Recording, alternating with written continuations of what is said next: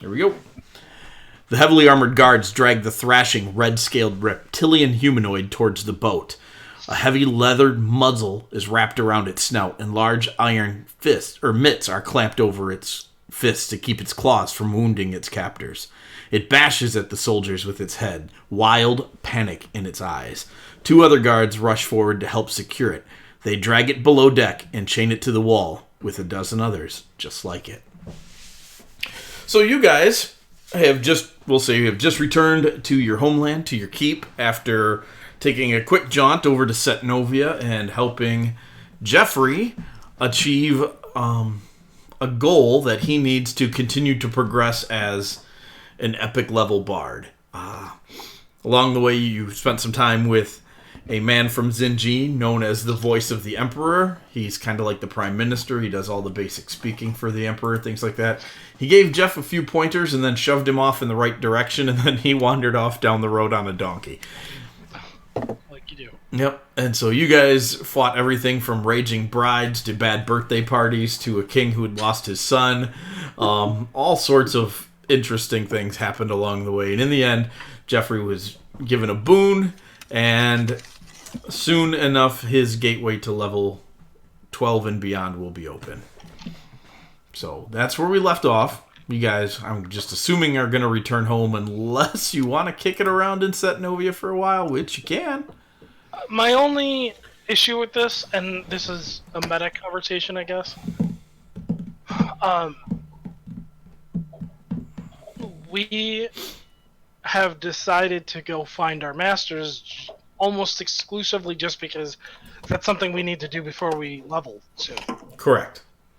I don't know about you, but I have always been looking to get deep into my studies, and you fools keep interrupting that. So, What was that? my thought is that do we want to just go straight to Shamsburg or Alialheimer or wherever? Where's Othigs? I don't remember where Othigs is. Othigs is wandering around somewhere. You have to find him. Didn't we have an idea, at least He was spotted recently in northern Balanovia, which is on the way to Shamsburg. Just have the region. So, I mean, is that something where we just want to go straight from... Yeah, just go straight from point to point? We have a neighbor. Is the dam situation going to be an issue at that point? Yeah, well, that's what I my was just gonna ask, my like, thought what time process for- on that is that, again, this is a meta conversation. Yeah. Yeah. This is... That's clearly marked in the guild hold business, which is not us. That's our... Well, it's you, and you use your followers sometimes to do it, but sometimes you need to take care of that stuff. So I guess that's the real question. Is that something that we and I don't know if I'm ruining things, but is that something you designed for us to specifically be that, or is that something you designed for the followers, and if we want to help, sure. I try and design stuff so you guys have the option to do whatever the heck you want. Is it? Okay. If that's That why are you asking if we're going to be penalized if we decide to go on our level 12 business and ignore the dam for a while? you will It's not not be necessarily- penalized for that. It's not necessarily ignore the dam. It's just that we would have our followers. We would be dealing with that charge. slightly later, or having our followers do that. Yeah. Correct. I mean, so essentially, temporarily ignoring it. Or Teen Girl Squad. No, I think this week the dam issue should move to a head, or at least take a large step forward. Yeah. So it all really depends on how you guys want to resolve stuff. I got a couple. I'm driving you guys to get your side quests done, your progression quests to find your masters. But at the same time, I want you to be able to do what you want to do, and I want to get back to the point where there are multiple guild options, so you guys can pick an adventure. I have a call I need to take, so Sure. I will just And then make a decision and I'll follow it it. flows in. So you guys can decide what you want to do. If anybody's got an opinion. I thought the conversation this last week was leading towards Al Alahim, but I've got Shamsburg stuff ready to go as well. So if you decided to cook it up that way, that's not a problem. I was cool with going to El Alhim and attempting to at least try some of this new found heraldry in a sensitive setting. I don't care what we do. Okay. Same. So deal with the dam and then go to El Alhim. Sure. Kind of how I thought this week would work out too. It's kind of what I thought. But like I said, I am equally ready to go another direction. Just because I have stuff from Shamsburg all done, and I have for years, so it's easy for me to slide into that. By boat from El Alhim, how long would it take us to get around to Shamsburg? Long time. That's Longer than if we were to go the other way? Yes, because you can't go north. You have to go all the way around the south. So are you thinking it'd be easier to go to Shamsburg first and then just teleport back to our keep? Well, then it's gonna that would go quicker. We could get a teleportation circle for somewhere around here. I'm sure there's somewhere that might let us rent or purchase one to come back this direction. We're not that far from. I don't know if that's how that works. It is when There you're, Happens to be available. when you're talky and money. Well, You do have the one from your keep, and you could get into the borderlands between New Barovia and Setnovia. So you have that one. Then it's. I thought they wouldn't let me have that one. Oh, you can't have it, but you can go to it because you can. Oh, gotcha. You can through Marilee and all Yep, that. you can hop. Like you're basically running through the Scooby-Doo doors of teleportation circles. Right. You can get there. Can we have the world map again? I don't think I have that one. I might have turned it off to conserve loading. Yeah.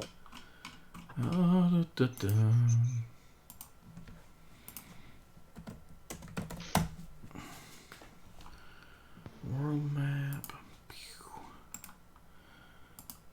I have Crenshaw. That one's not an issue. I'm back. Okay. Or is Crenshaw the world map? Crenshad's the continent. And Shamsburg is on that continent. Yep, it is the top left corner. And we can't go north and around.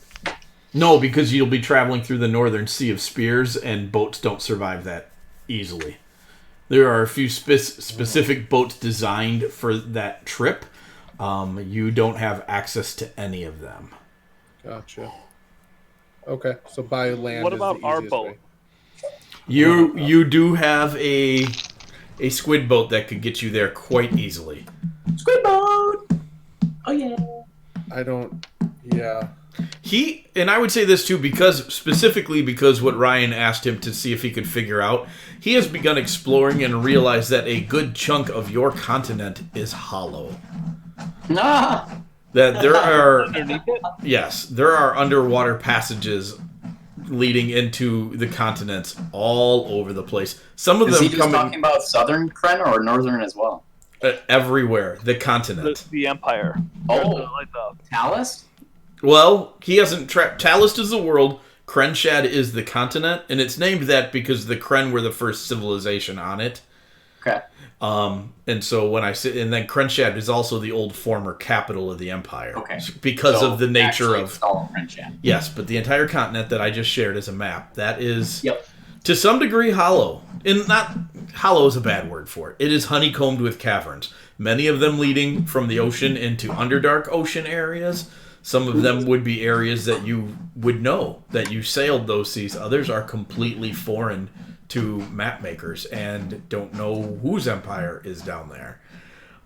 He does not have a reliable mapping network of said caverns, but he's working on that in his Can spare we time. get a cartographer with him?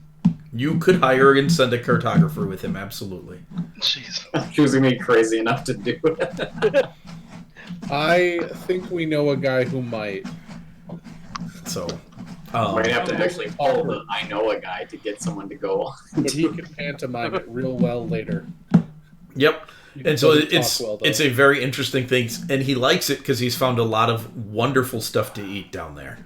Oh. So it's one of those things like going directly to Al Alahim and finding those caverns kind of set him snooping, and he's begun to snoop and found that they come up Is in a he lot our- of places.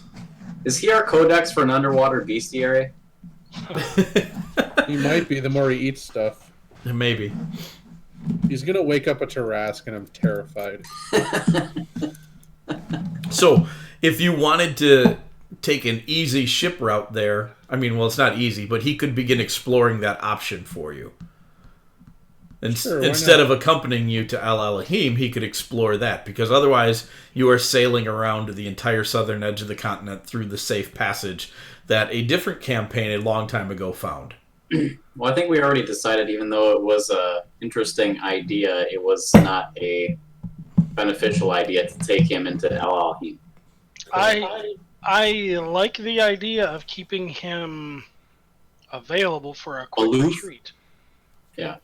And, so you know, do that. honestly, he can always fly, too. Yeah, but we don't want to attract attention with him. That's the Well, whole... It's one of those things. Like, if we have to, if I had to choose between people knowing that there's a flying squid or people knowing that we're dead, I would choose the flying squid. Didn't you say, though, that there was something hinky going on with flight around there? I don't think I did I? Al Alhim has defenses against. Oh, the air. yes. You came back to a conversation. They were talking about how easy is it to get to Shamsburg. Oh, okay. And by regular sail ship, it's hard. Fly there. You could fly there. And that would be actually really easy to fly to. There'd be a lot of mountain passes he could zip through to avoid most of the attention that would be drawn to him. And then he could sail up that narrow strait that leads to the inland sea there. And he could do that completely underwater and drop you guys off somewhere where nobody's around. Does he? This is an odd question, but does he have issues with temperature? Not really. I mean, he definitely notices the change in temperature, but it's not anything, as long as it's not extreme, that he worries about. So as long as he's not in an elemental plane. Yeah. Yep. But like going underwater in areas wouldn't No, that's give him. he doesn't have any problem with that. Okay. He can sail through space without too much of an issue. Well, So. did you know? I don't know if you knew this, but in space, in the D&D world, it's warm. I didn't know that. Yeah. Why do you know that? No, I was just going to ask the same thing. I And then I was- was like, no, you know the answer to that question because he's looked it up. No, there's this guy, I think his name is Mr. Rex. He Oh yeah, I posts love some- his videos. Yeah, he did one on space. Or he did one, it wasn't necessarily on space, but part of it was traveling from plane to plane Oh, or something okay. along those lines. Yeah. And it was about going in outer space and how, like we found out, each entity has its own sense of gravity and has its own sense of like atmosphere, air that follows them, and it's warm. It's like room temperature. Interesting. Space Not my is room. room Mine temperature. was cold. Which room? Mine. You know, I might say that for the astral sea, but space is definitely cold. I don't know. I think it's no, interesting. I'm with you. That's just weird. So, Yeah. all right. Then, Or to the neighbor and then to Al Alhim. all right. So, you guys get back to your keep, and as long as they follow plot hooks, which I'm assuming they will, the Teen Girl Squad's actually very good about following plot hooks and not screwing me over, and they don't have any idea what they're doing. They're coming back. They have just gotten out of the Hells. They, in game, took a couple of months off, ran some personal errands, did some character development stuff, and are now level 15. And so they're coming back and they're entering their end game business here. And they have sent word ahead, but they are coming to visit your keep specifically because you have had dealings with the Orcus cult. And they are hot on the concept of them dealing with that problem. Although I'm a little suspicious that one of them in the group might not be seeing it as much of a problem. Is that the Lich? And might be. That might be the Assist. necromancer. I don't know if she's going to want to assist, but I think she's going to want a piece of that undead action. She needs herself an undead sugar daddy. We'll see. We'll see. Sergey didn't pay out too well for her, so I think she's looking to trade up. So you would meet them at your keep when you return. You would meet a very strange menagerie of beings, some of which you're fine with. There are two humans in the group, two young ladies, both of them featurely, very similar looking. Blonde hair, blue-eyed, about 19 years old. But one of them is oozing an aura of goodness, carries solid armor, weapons, and shields. The other one is... Not. Well, the humanity is beginning to fade from her. There is definitely a strange sense about her. Her eyes are blue, but they're picking up a red glow. And her teeth are slightly sharper than they should be, and she's really pale-skinned.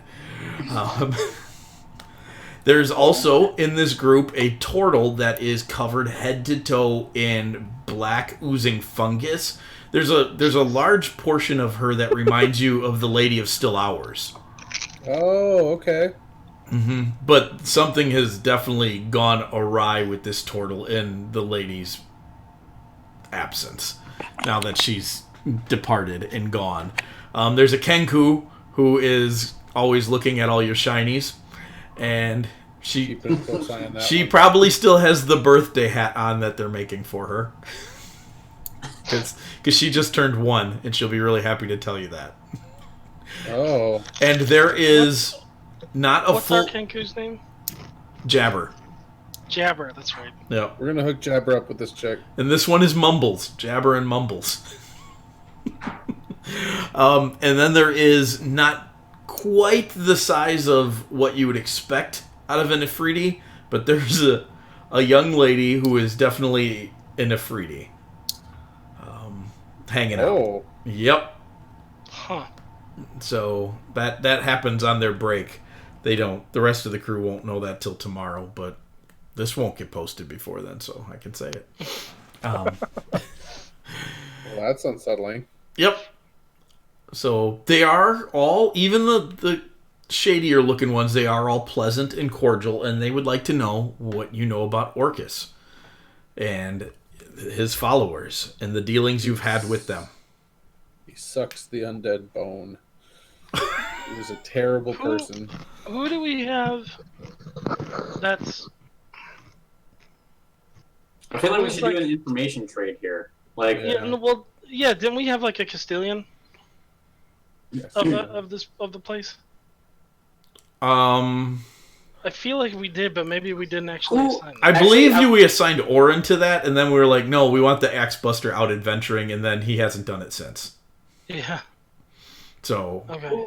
who sent them to us? And I mean, I know we basically good granted call. them an audience, but did they just randomly contact us, or were we were they they were put on they were put on to you guys by one Magda Stone site that you guys have had some dealings with.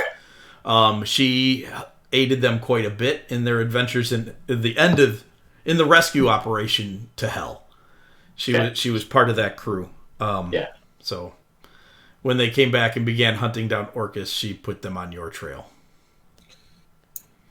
I guess we'd want to fish out and see if there's anything that we are pursuing that they have insight into, specifically probably this Tiamat stuff. If they've been in the Hells, maybe they'll have some information about the cult that we are looking at. That or Carthandiltis, The dragon. the dragon. So they don't have any intel on the dragon at all. The cult problem, there's a little bit of shifty eye looking around the table when you bring it up. And then I know Cowboy will just have Skylar spill the beans on this because that's the way it's going to go. They were actually sent there to Hell by the Order. They had some side business of their own to deal with there, but they were sent there to determine who is causing the fiendish incursions and thusly the spawning of all these cultic fashions. And they spent years, it would have seemed hellish years down there. They would tell you, odd thing is, you don't age while you're there. And when you come back to when you left. But it was years of their time, and they were unable to unravel that particular mystery of who is causing the problems. You mentioned Tiamat, and they said, honestly, Tiamat was the least mentioned of all of the problematic deities that are currently afflicting the surface world. How much do we know about Tiamat? Just that she's the queen of dragons, that she takes on a lot of different forms, that she masquerades it in some cultures not necessarily as a five-headed dragon, but as more of a dark evil woman. She goes by a bunch of different names, but typically she prefers her multi-headed dragon form. Is she out and free? They didn't see her at any of the dinner parties. Right. I didn't know if you follow the same lore that she's trapped in the first level or not. No, my hellish lore and all of that is... And you guys haven't visited there, so I don't want to give too much away. Yeah. People who visit my hells are on an NDA until they find out another player has been there. Nice. And everybody says it's totally worth it because they're just cool. So they would tell you no, that they don't know where she is. Nobody talked about her, though. All right. I guess my question is, there are some gods who are more Involved. more involved, and some that are more stealthy. Mhm. Is not the word I'm looking for, but Sure. Yeah. Incognito. yeah, that are more just trying to operate things from the shadows. So is that typical for Tiamat, or is it something where her absence is? Is it something like her absence and nobody talking about it? Is that in and of itself something to be concerned about, or is it more just like she never shows up, she doesn't like us? That wasn't something they specifically hunted down. You guys could make history checks on that. Would it be history or religion? Either or, whichever you're more comfortable with. You can have advantage. Yeah, on either one of those. And guidance. Okay.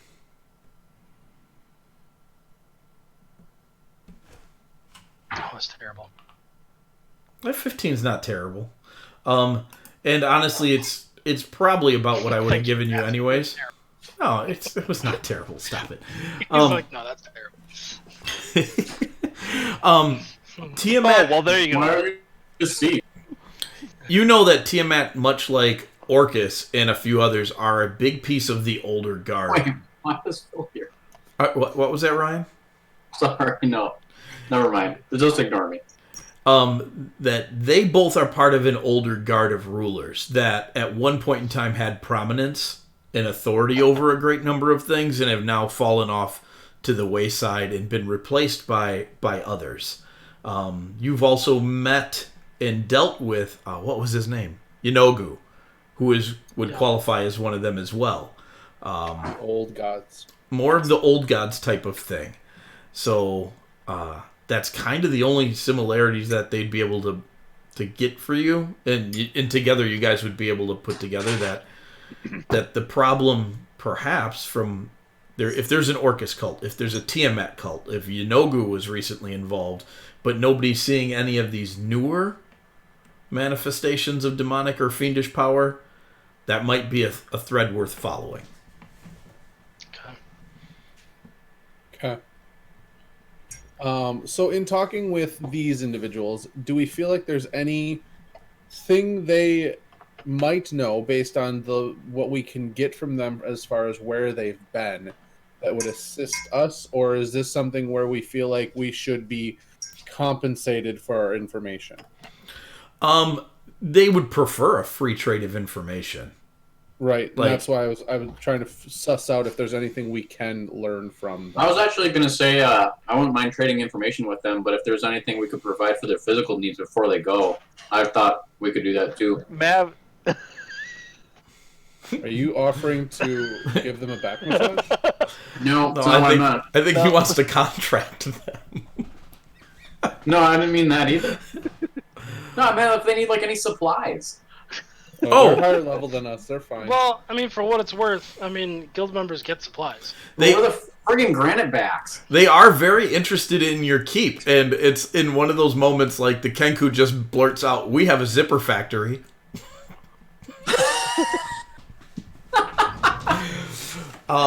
They're interested in the organization of your stronghold and all of the followers you've attracted and that type of things, because they are coming very late into that phase of their game, because they went to hell at your level and they've been there for 4 levels.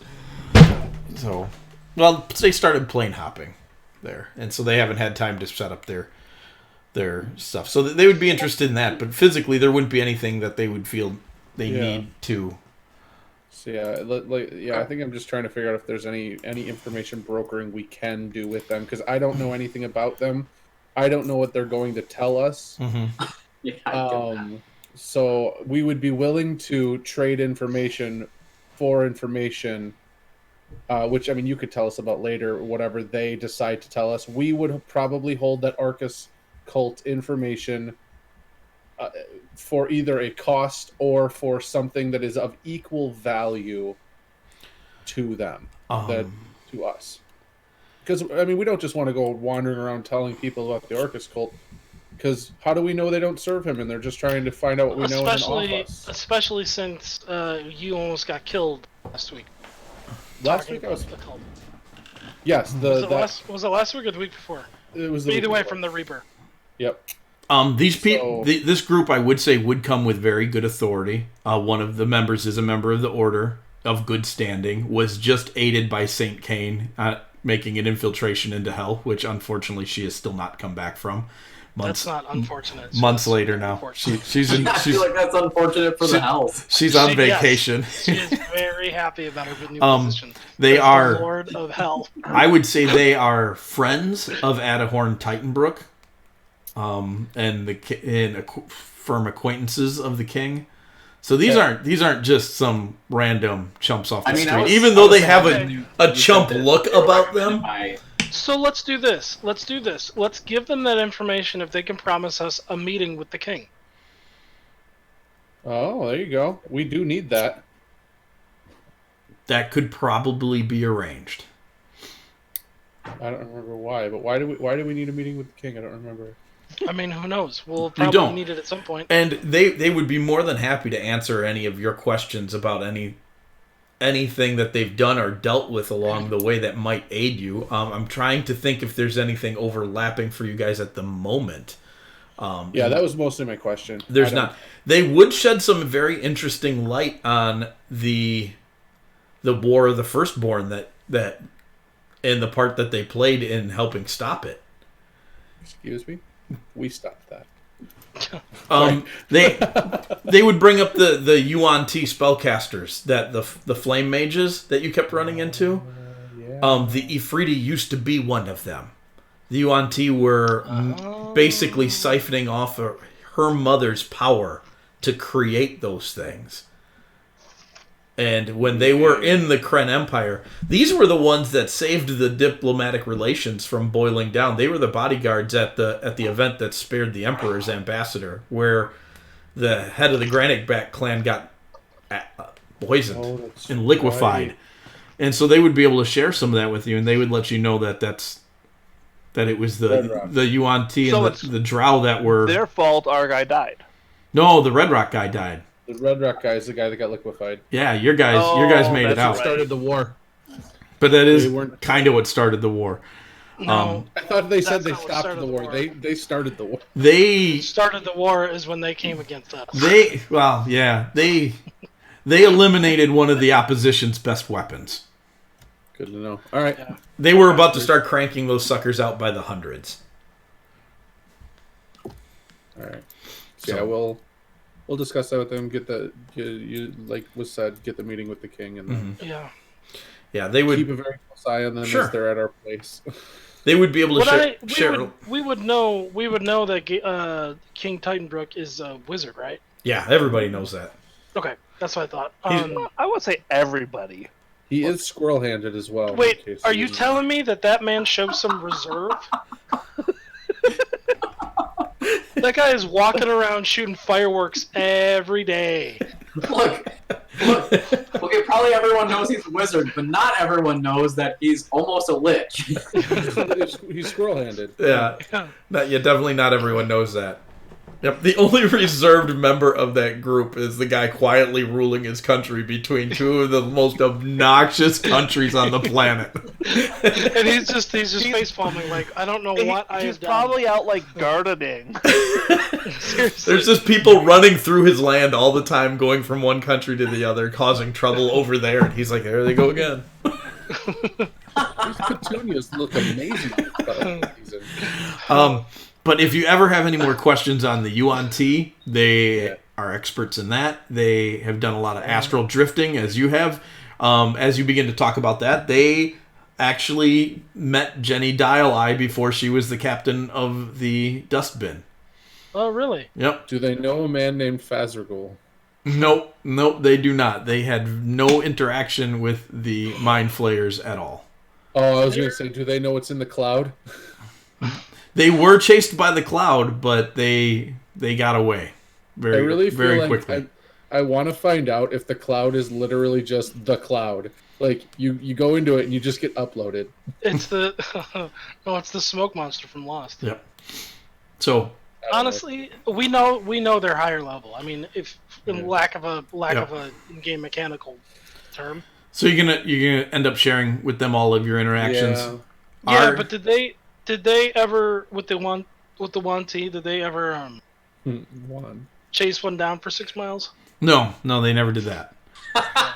They have reserve. Yeah, They did fight some to the top of a tower. Instead of finishing the fight, they did blow up the midsection of the tower and dump them all down into a canyon.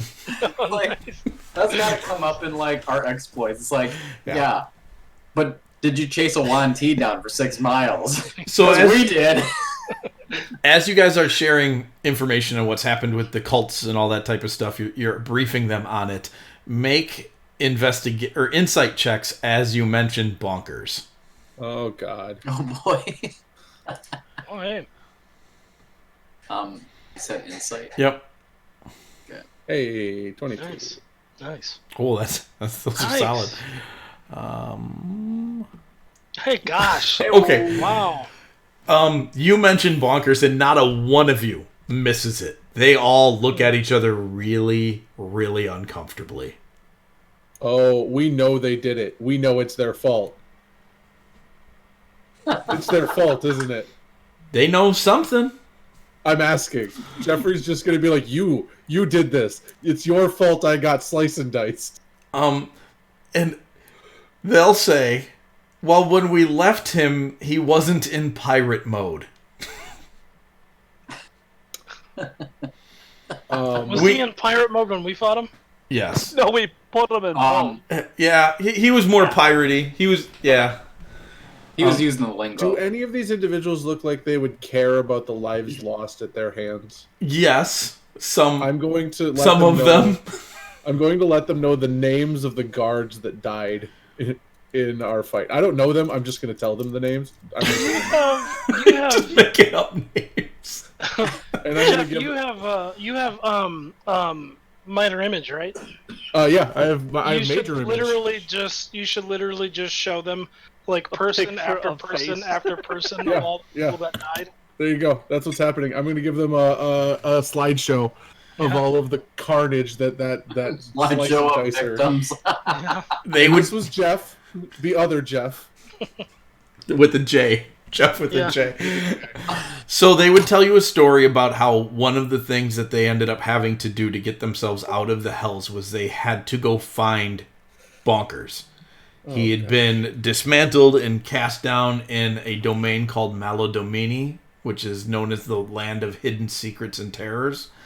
And they found him non-functional after he had tried to reconstruct a giant boat out of rocks just so he'd have someplace comfortable to live.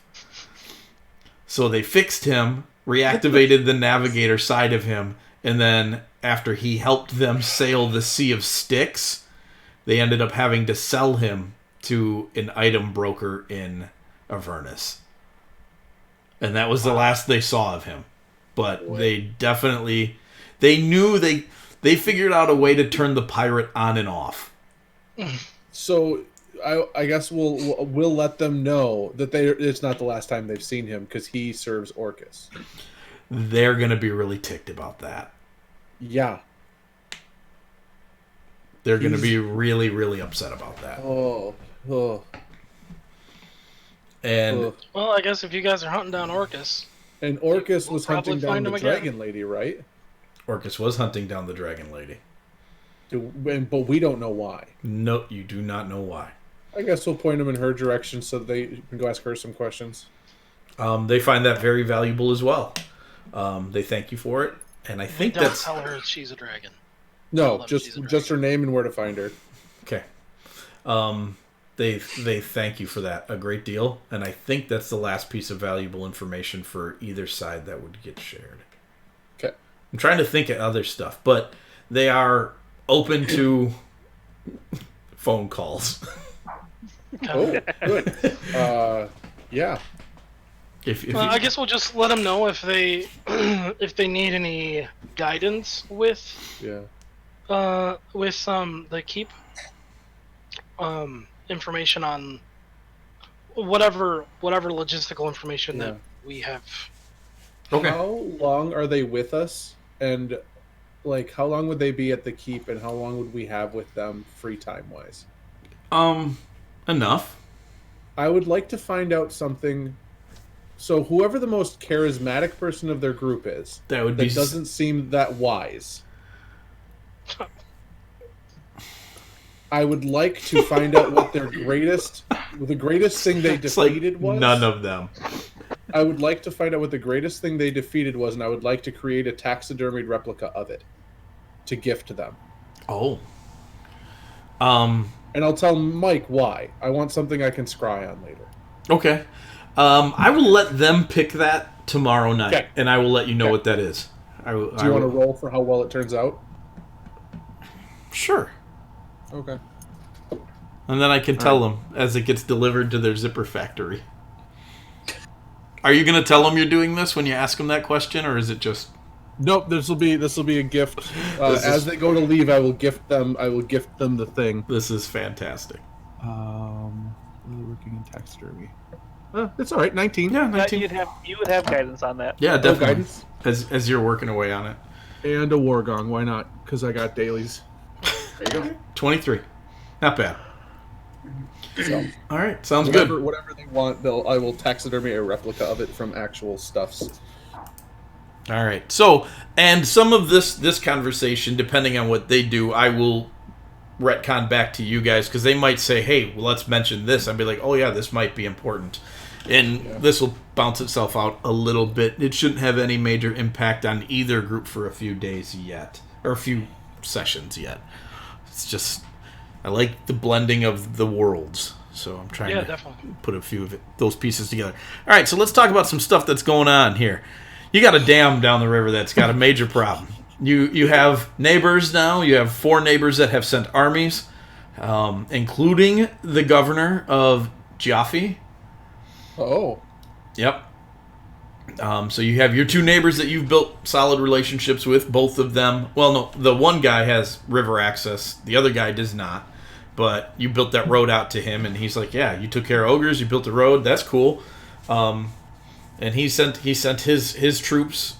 The northern guy with the jungle and the river access sent his troops. The governor has sent the troops that worked with your troops in the jungle trials.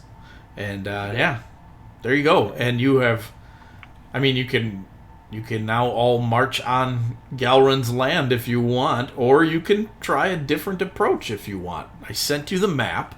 Yeah. I'll pop it up here. Yeah, I have it here as well. I threw it on Discord. I think we should try and have a conversation first, and then go from there. That is the estate that your teams have scouted out. The river normally fills the majority of that gorge, and the gorge beyond it, but it is now overflooded most of that territory. You can see where he's obviously not using this to water his fields because half of his fields are now underwater. So... Well, he's doing it he's got a different purpose. Yeah, he's in the long Personal gain. Yep. He's in the long game at this point. Mav would like to, at the very least, attempt to discuss with him to, if nothing else, cause a distraction for forces getting into place. Okay. What do we know? Which I agree with 100%. What do we know about the dam itself? Is it Crappy. Yep. It's crappy, Or but is there it like is not granite back quality. correct? Probably the part that pisses off the most. I know. Is there like a Yes. a pull string on it to where as soon as this happens, it's just gonna, or is Like it a like toilet flusher. yeah, or is it like the question that I have is how much work will it take to break the dam apart? From the plans that you guys got, the dam isn't built well, but it's built adequately. It would stand without work done on it for probably another 10 years. Okay. If work's done on it, it could last. However, granite back inside of this dam, down there's a passage that runs right down the middle of this dam. There are magical charges placed throughout it. That Like, to blow it. to blow the dam. Are they dispellable? You don't know. Oh, we should find out. Well, that's something that a scout looking down the river and who's just able to steal some plans isn't going to be able to tell you. I guess my thought on this is, should we send some stealthy people down the river or up the river to hold the bridge so that this guy just doesn't detonate it while as soon as he sees the armies, you know what I mean? Yeah. But if they're magical, I don't know if he'd be able to, or at least have mages that would. Can we send... Hazani's probably not available. I think she's... Yeah, no, she's not back. They're not back yet. They're on their way back. Yeah. But do we have anybody that'd be able to dispel magic? I can. That's not us? Hetty could do it, and Tabby could do probably it. can, yeah. Because that would send them down. And Heschel. He's a high enough level now to where he can dispel magic. Is that the warlock? Nope. That's the cleric. Hector's son. Yeah. Yep. Yeah. Okay. Tabby's small, isn't she? Tabby can pixie. also be invisible. Yeah. Yep. She She might can be be a good invisible at one will. to just send. Even if something disturbs her invisibility, she's still small. Mm-hmm. And I it would wouldn't take want her, her to go alone, though. not necessarily alone, but at least something to kind of take a look at. Maybe give us a little bit more. Yeah, okay. So, are you guys sending your armies to his borders, or are you holding them back for now? What's our reaction time if we hold them back? He's got to know you have them by now. It's he's not unaware of that. He's got watchtowers on his borders. It would probably be a half day's trip down the road if you keep them at your keep. Is there anything we're going to do with us? Andy, you got really, really quiet and then disappeared. How about now? That's much better. Weird. Is there anything that they'd be able to do if they were with us compared to without us? Well, Like if we left them at the keep, if you know, if they yeah. blow it, we're not going to be able to have them doing much besides. No, watch but the if river Galrin, you should assume, and it's been pointed out that Galrin does have forces of his own.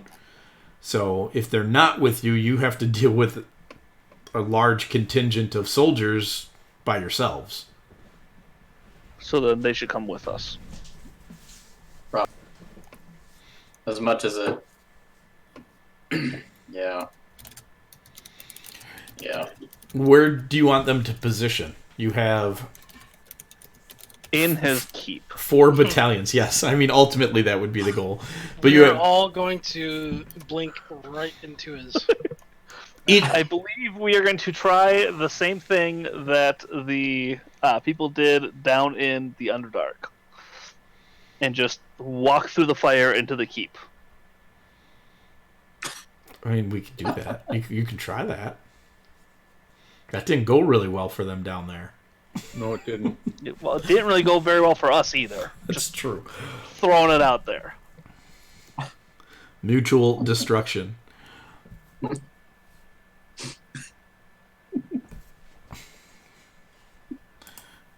The plans that we have, does it say if there's a single trigger for all of the magical wards, or if they're...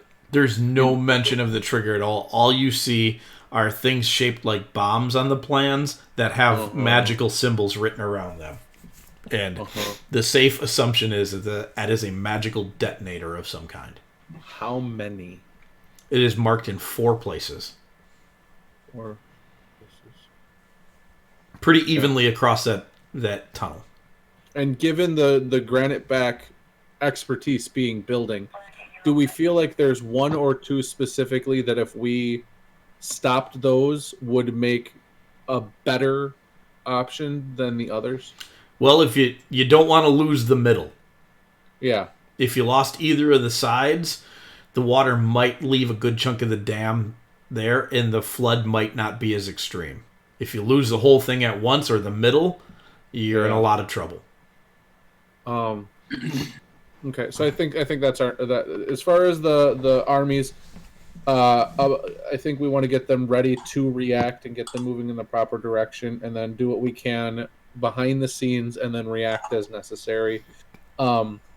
Do we have any explosives? Have we figured out explosives yet?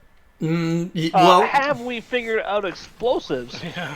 At the mention of that, we have any. at the very mention of that, Cornwall comes around the corner. He's like, I only have 37 barrels of smoke powder. That's not enough.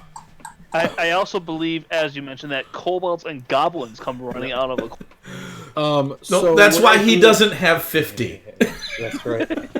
Where I drew that circle, I'm wondering if we, or maybe somewhere along the river, if we could cause some sort of collapse of the canyon wall. The canyon, in response to the dam going, like set backup up plan. Yeah, a backup Plan B.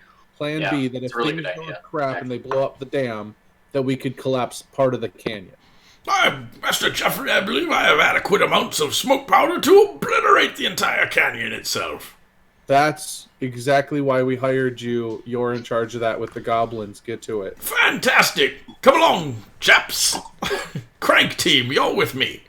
And We they're just created goblin sappers. they are cheering and clapping because they now get to go rig the entire canyon to detonate. They want to know if you want it done pillar style. Yeah. Mav wants to inform him that it needs to be retractable. Yeah. Should this not be an issue that we have to worry about? Yeah, should this go favorably? All right. Who do we send with to make sure that this guy doesn't blow everything up? Who do we send to babysit the gift? We're sending the gift. He'll do it. One of them won't come back alive. Okay. He'll go. He likes his cave, and he knows it's going to get flooded out if the river goes. So he will go. Do you have any particular desire for positioning of your troops, or are you going to send them just all in a big mass straight up the front? We have a list of what we have, correct? There are 4 cavalry and 4 infantry squads. No archers, no ranged or ballistas or anything? Your people don't believe in a lot of that unless it's really necessary. Right. They like to stab things with spears. They'll throw spears at things. I spent time with the Zenji Emperor. Would I, by any chance, have had any desire to pick up Sun Tzu's Art of War? No. Like, would Jeffrey have done some reading? I'm wondering if I can make some sort of check to find out how we should position our troops. I'm pretty sure the book you're looking for is Zilistan's article. Make I was actually going to mention. Make a history check. All right, thank you, sir. At advantage. And with guidance. And you have a commander of the armed forces in your group, so you can even have an extra +3 to this. All right. Yeah, I think we should put the goblin sappers in Fazogirl and just have them drop. Has Foz drop them out of his mouth. They're just jumping out of his mouth. They want 19. They want nothing more than that. So at a 19, you will know that Gelrin's going to do everything he can to protect his keep and the dam. But the dam has two sides of it, so you should at least send one infantry and one cavalry unit on the east side of the area there. Our bear cavalry? Yeah, of course. Oh yeah. Wait, how many bears do we have per cavalry? You have 4 bears currently. So it's just us. Just you guys. You have not gotten any more bears yet. Do our standing army, the Graniteback army, do they have any mounts? Do we have a mounted cavalry? You have one. You have one unit of mounted cavalry and one unit of infantry. I totally knew you meant we had one guy. Like, you have a unit, one guy. That's your cavalry. One guy. I mean, he's a Graniteback. That's all we need. So we'll position one set over here to be headed in that way, and the rest of it will be over here with our neighbors and all that funsy stuff. Whose do you want to send? Plains, jungle, or Jaffis? Jungle Troops. That's all right. jungle. There's a lot of there, trees right? over there. There are a lot of trees over there. All right. So Who did the best in our jungle warfare? that would be the Grandbacks. that'd be the Jaffe people, not the governor's team, not the lord's team. And they are more used to that terrain. Yeah, we'll send them then. Okay. All right. So you 3 lords that have palled around together, you march your forces up to the front gates, front watchtowers in the road of Gelrin's area, while the governor sends her forces around the flank. The GIF and Crank Squad get into position shortly thereafter. So let's. Yeah, we're gonna wait. To try and see if she can get those. Can we, while we're preparing for this, can we take a look at our painting of exploits? It only does exploits of things you've already accomplished. Right, but you just painting gets a free advantage. Yep. You look at some exploits. Things are awesome. You guys can have advantage on a roll, and I will allow this advantage honestly to work more like luck. So if you roll a bad one, you can be like, nope, nice. Exploit time. So Mike, nice. we decided on Tabby and someone else. Who did we decide on going up the middle, up the chute? Did we decide on any of us, or was it just Tabby going to try and take care of those? We should probably send Tabby. And the Aarakocra, because he can fly. She could make him invisible, at least temporarily, using the regular invisibility spell. But he's got good eyes. She doesn't have great, My concern. She should be able to get into it fine. It's when she's actually in the dam. Yeah. Inside the dam that she's gonna have trouble. So that she's gonna need backup. So he might be a little bit wasted on that. Okay. But if we maybe bring Jabber. Jabber would be a good point. He's really stealthy. The Aarakocra's a barbarian, so. He is. He's a ranger. No, I'm sorry. He's a ranger. But I think Jabber would be fine because he can hide in the can hide in the shadows. Okay. And if somebody shows up, he can just stab him in the back before they even stab. All right. So let's make their insertion roll first. Who wants to do that? Adam. I'll do it. Tabby and Jabber. All right, I'm gonna go ahead and use my. Oh, there you go. You're 1. Oh my gosh. It's not much better. It's 4 times better. Is that's a really interesting way of looking at it. And aren't they invisible? Tabby is. Jabber's. Anyways, it's fine. All right, it's not a full-on failure. And they're a very stealthy team. So an 8 it's a partial success. It's a +5 to your roll, so it's enough to get in, and for them to get working on it. Jabber does encounter multiple guards, and at the end of the event, when things are all going to boil, and we're going to see how this all plays itself together, at the end of the event, the alarm will be going off. I'm sorry I killed Tabby. It's okay. She'll probably get out. I'm more worried about Jabber at this point. Well, we'll see how this all plays itself out. Your jungle team coming into the far side of the flank there, make a perception check for their scouts. I'll do this one. That's bad. You need to change that color. That is an awful color. I know. What color was it? Or at least It's hard to read. White. Oh, it's the purple one, yeah. Okay. Just change to the white lettering. Yeah. Oh, there you go. So what happens with these guys, because that is going to be a failure. This is Also, the guy you need to be rolling black and gold. I don't know why you're not. there is no gold. Yeah, there's yellow. Did you roll bad? You should do your. I already did it. Adam blew the stealth insertion. I thought you said we each get one. Do you each get one? Okay. The painting says anybody who's in the painting. Oh, you know gets- what? Sure. Okay. But you're the one who decides who's in the painting. Oh my gosh.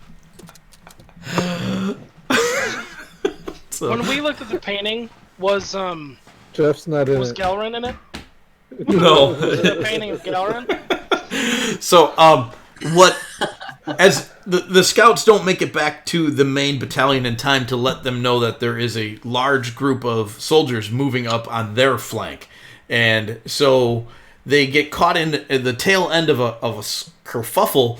But there are a lot of soldiers, and they can't see quite how many are making their way that are headed north. This map is upside down, by the way.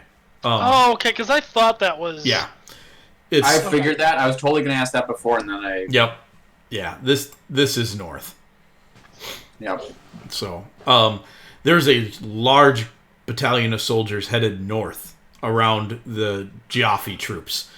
You guys ride up to the gate and are immediately set upon by Galrin's forces. There is not conflict yet, but he has far more troops and creatures here than you expected. He has manticore riders with him. Oh.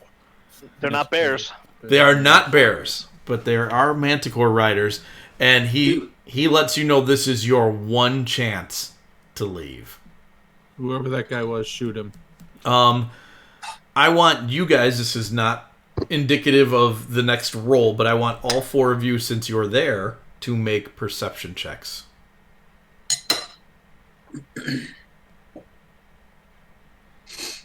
Come on, get a good one. Hey! There's some decent ones. Okay, Not bad, not bad. Black is my color.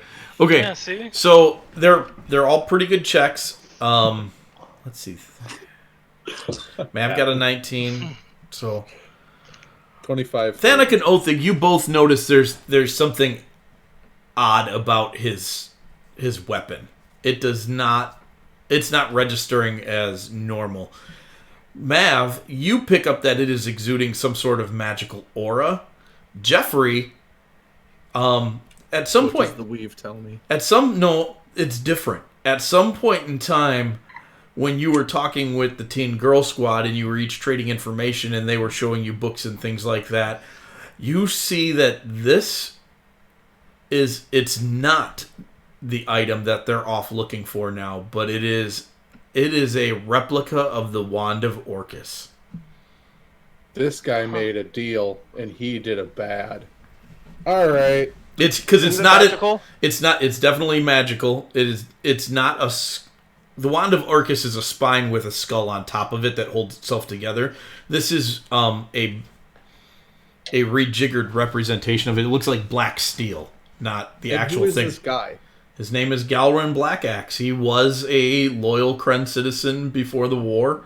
He served in the war, came back, And we're talking to him right now? and this is what you guys have noticed. So this will inform your next decision, and this will affect the next roll. Your decision will affect the next roll. Gelrin is in front of us. Yes. Oh, he came out to meet us. Yeah. How far in front of us is he? He's about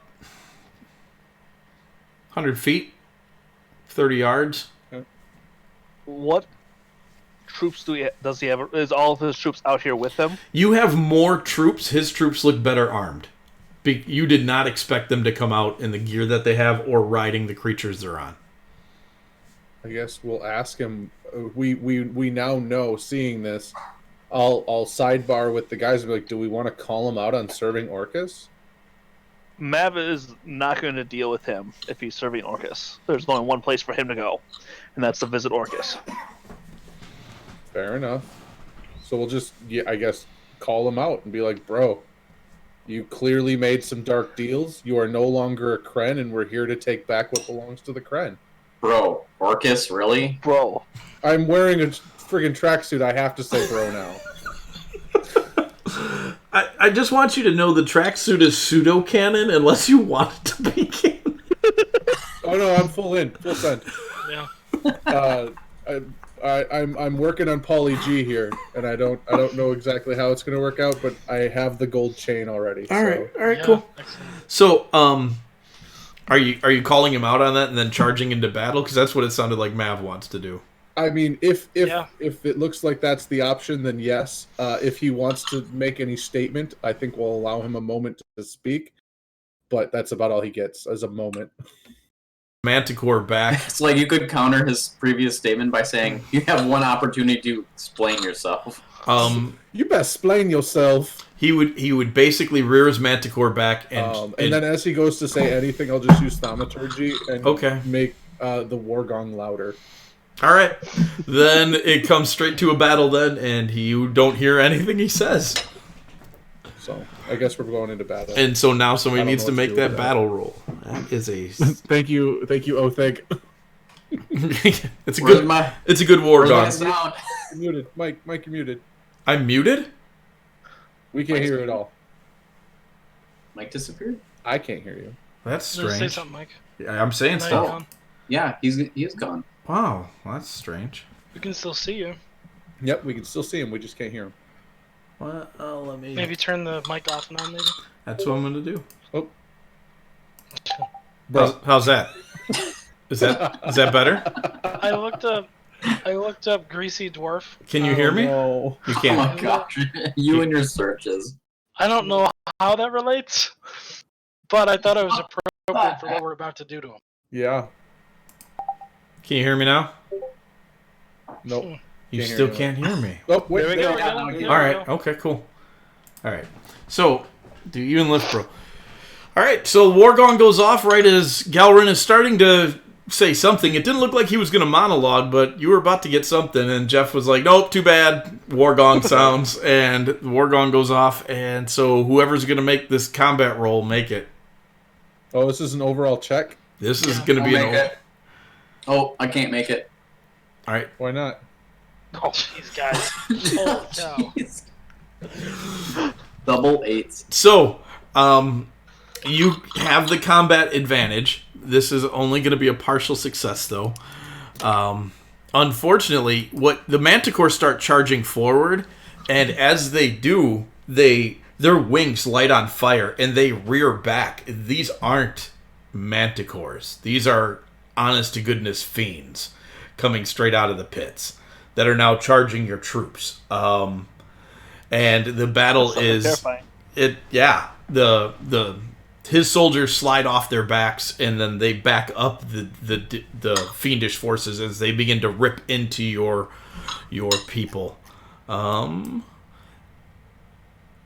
That's okay. Each of you make a combat roll in this. Whatever your 20. get. Oh, there's No. Dude. Nice. Nah. There we go. Okay, so this is the way this is going to play out. Your forces and Galrin's forces beat each other to death. There is great amounts of decimation that goes on between these two things. The fiends just overwhelm your people. But you guys do manage to turn around. Mav, you are hurt real bad in this fight. Basically because you spent most of the fight sucking up all of the magic. So it's a normal fight. Good. Yep. Yep. So there's a lot of it. Let's see. And as it's going on, you hear. Let me roll to see how this goes. An explosion from down by the dam. You do not yet know how bad this is. Okay. Oh boy. Just one though. Oh boy. Yes. So far, I swear. I mean, make swear. If we make get that- make perception checks. Because an explosion means we're about to hear another one. Because Possibly. the gift gets to blow his load. Please don't. Mav, you are able to differentiate two distinct detonation sounds coming from the gorge. hey guys, they both detonated. There were 4 charges in the dam, but you We can only heard 2. you only heard 2. So they at least got 2 of them. Yeah. Galrin's down. Your forces are decimated. So Galrin is laying there dead on the ground. And right as that happens, you hear the detonation down by the dam. What do you guys want to do? Go secure the dam, probably. I mean, Yeah. the battle's won. Like, there's. Yes, the battle Actually, is won. How close are we to the ravine? You're not far, 100 yards maybe. I want to go look at the ravine. Yeah. I would want to make sure, if the battle's won, that we make sure that Galrin is dead and staying dead before we walk away from this area. Okay. Can I cast water walking on Granaback Keep? Well, the keep will be okay if the river gorge floods terribly, because it's up on the cliffside. The town. The town. Can I cast it on the town? Maybe not. No, you can't. So, No. Othig runs over and rolls Galric over, and as you do, you watch all of the flesh on his face turn to maggots and just disappear as it basically becomes maggots, and they begin to crawl away, leaving behind his skeleton, which then crumbles to a pile of dust. What about that wand? It's still laying on the ground. It I looks am more casting like a Spirit mace. Guardians, and they are not friendly. Oh, the maggots? Yes. Okay, they start to pop. It smells a bit like popcorn. I would That's like fine. to attempt to. We know flat out that that's a bad thing. I would like. I mean, to it attempt probably to doesn't look like a good thing. dispel magic on it. On the mace? On the wand thing, yeah. Yeah, make a roll for me then. Oh, okay. Yeah, that might be a bad idea. It's about to explode. That's with a bonus of 5, so 13. Okay, Jeffrey, you are hit with a force of magic unlike anything you've ever experienced. You drop to 0 hit points and you are dying. That sounds about right. I'll feed him a potion. I could use the healer's kit too. Oh, okay, yeah. Yep. Hey Oh. guys, don't play with that. Can we put it in a bag and then we will deal with that at another time? Do you guys have a bag of holding anymore? I know I've asked this before, but I don't think you do. I don't No, think we don't. But you I think could. we sold it off. Yeah. I didn't What think. if, instead of a bag, we put it in a box and then mail that box to ourselves and then mail that? And then smash it with a hammer. Yeah. That sucked. Smash it with a hammer! So, Just heal me for 15 points, 20 points. yep, Yeah. with the healer kit. That's insane. I love the healer kit. It is so undervalued. Dude, plus 15 is dumb. It is the best gold you can spend. Do I feel While like I know adventuring. why that happened?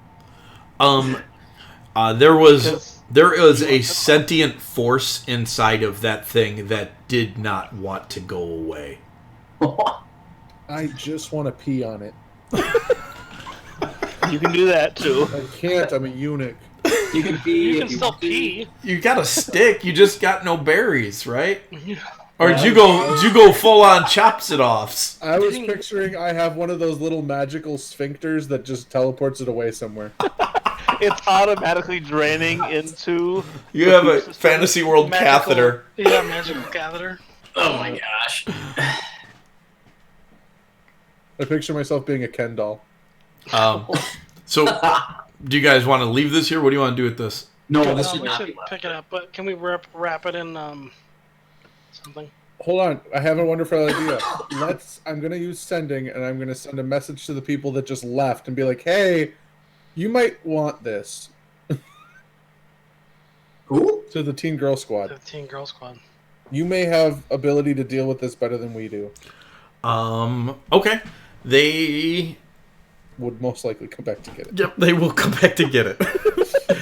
There's a really interesting plot hook that's going to happen after I give them a plot hook and they're like, hey, I'm going to go do this, and then they're going to turn around and go do that. In the meantime, what do you want to do with it? Because they have to travel to you. Wrap it up, and then kind of just scoop it up into a backpack. Does someone have Mage Hand, or we could just bring this thing with us? I have Mage Hand. I'm not touching it again, and I don't know if I want to use magic on it, so I don't even know if I want to use Mage Hand on it again.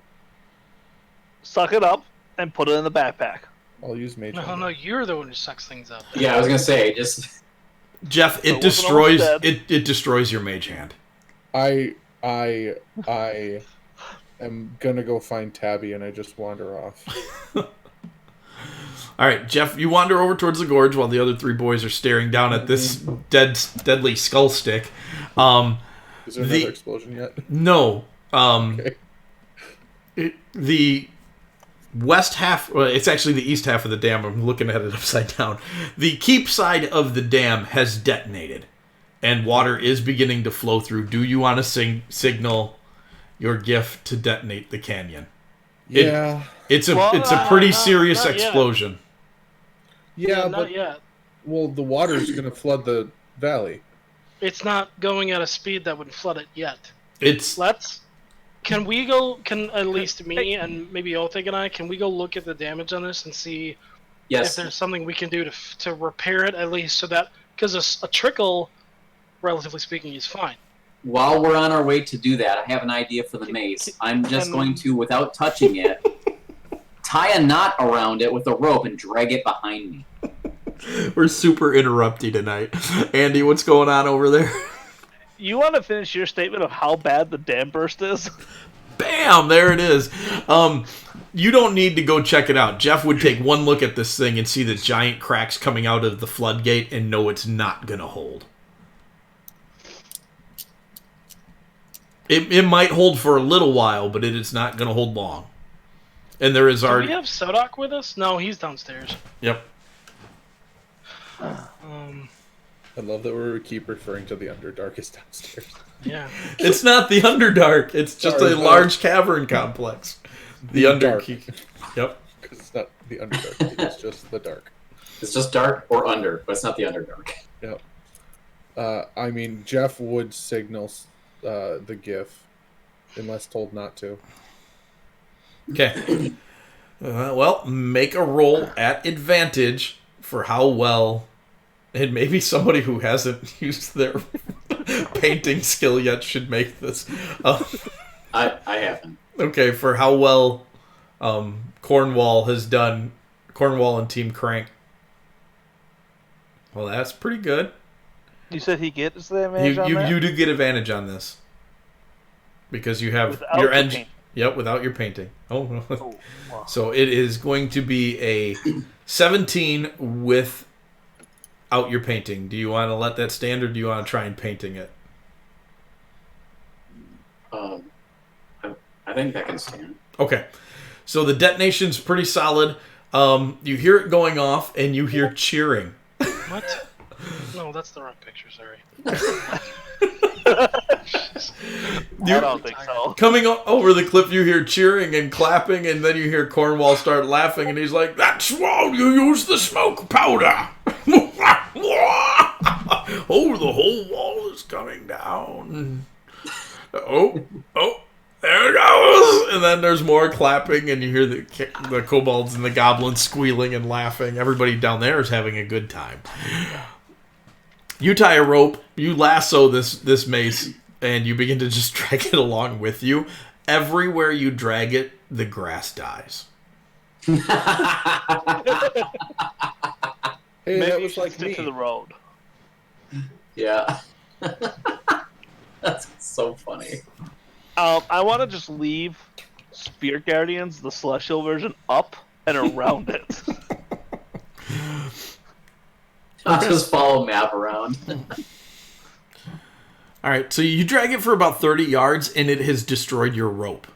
And the end of your rope that snaps and pulls off is frozen solid. Can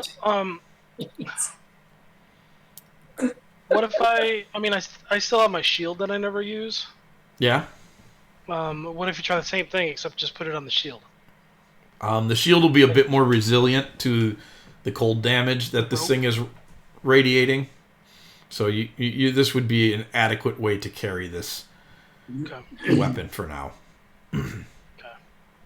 Let me make some saving throws for Tabby and Jabber. Those are both very good. Okay. So, coming flying over the canyon back to you is Tabby, and flying right behind her is a little sparrow, and as they land, she snaps off the polymorph, and Jabber pops back out, and he's like, I stabbed 17! And she's like... Still only counts as one. Tabby shakes her head and says, he can't count. It was 30. Oh, gosh. And so she informs you that obviously they only got to half the dam before they were discovered. And as she's talking to you, like, her face is blackened and her hair's all blasted back. And yep, it's doing that cartoon thing where it looks like the bomb went off right in her face. But for now, you guys have resolved the issue. The water is flowing over the cave-in, but it's at a much more reasonable pace. There is more water flowing over the cave-in than there was trickling down the river, but there's not the full river flow. So the backup has resolved itself somewhat, but you're going to have to do some more work, most likely, to get it to restore itself back to normal. What happens with this keep? It's ours now. Yeah, that's what I was thinking. This land and this keep is ours, right? That'll have to be decided. You weren't the only ones who fought there. Oh, yeah. Oh, that's true. Yeah, because we had help. Mm-hmm. But I think what we should do is we should have a team try to. Is the dam even salvageable? No, it's gonna collapse. Right. So it doesn't matter to like try to reconstruct from that point. It would just be like futile. No, yeah, it would be a bad idea to try and fix it from there. Okay. Can we? But we should have someone try to fix it, or we should try to make another dam, right? No, you need to find a way to restore the natural water flow. That's what you need to do. Can we sell our stake in this property and just let them worry about it? Was there any resources here that we were like, this is great? This was just food land, right? Yeah, this is right at the edge of the actual jungle. That's a good idea. So I think we should keep it, and I would make the argument that... We might not be able to keep it. No, I mean our share at least.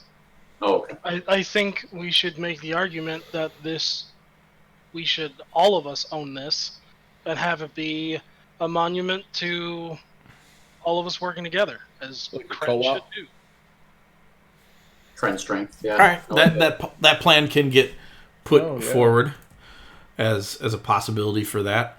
Cool. As opposed to the Northern Kren, where they can't work together to save their lives. Yep. Oh, fair enough. Yeah, they definitely can't. They're having a heck of a time with that. That would actually be mass suggestions too. So, cool. So that's what... He said mass suggestion. You can't do that. I will learn how to do that. Yep. So, we will resolve the issue with the mace. I will do that tomorrow.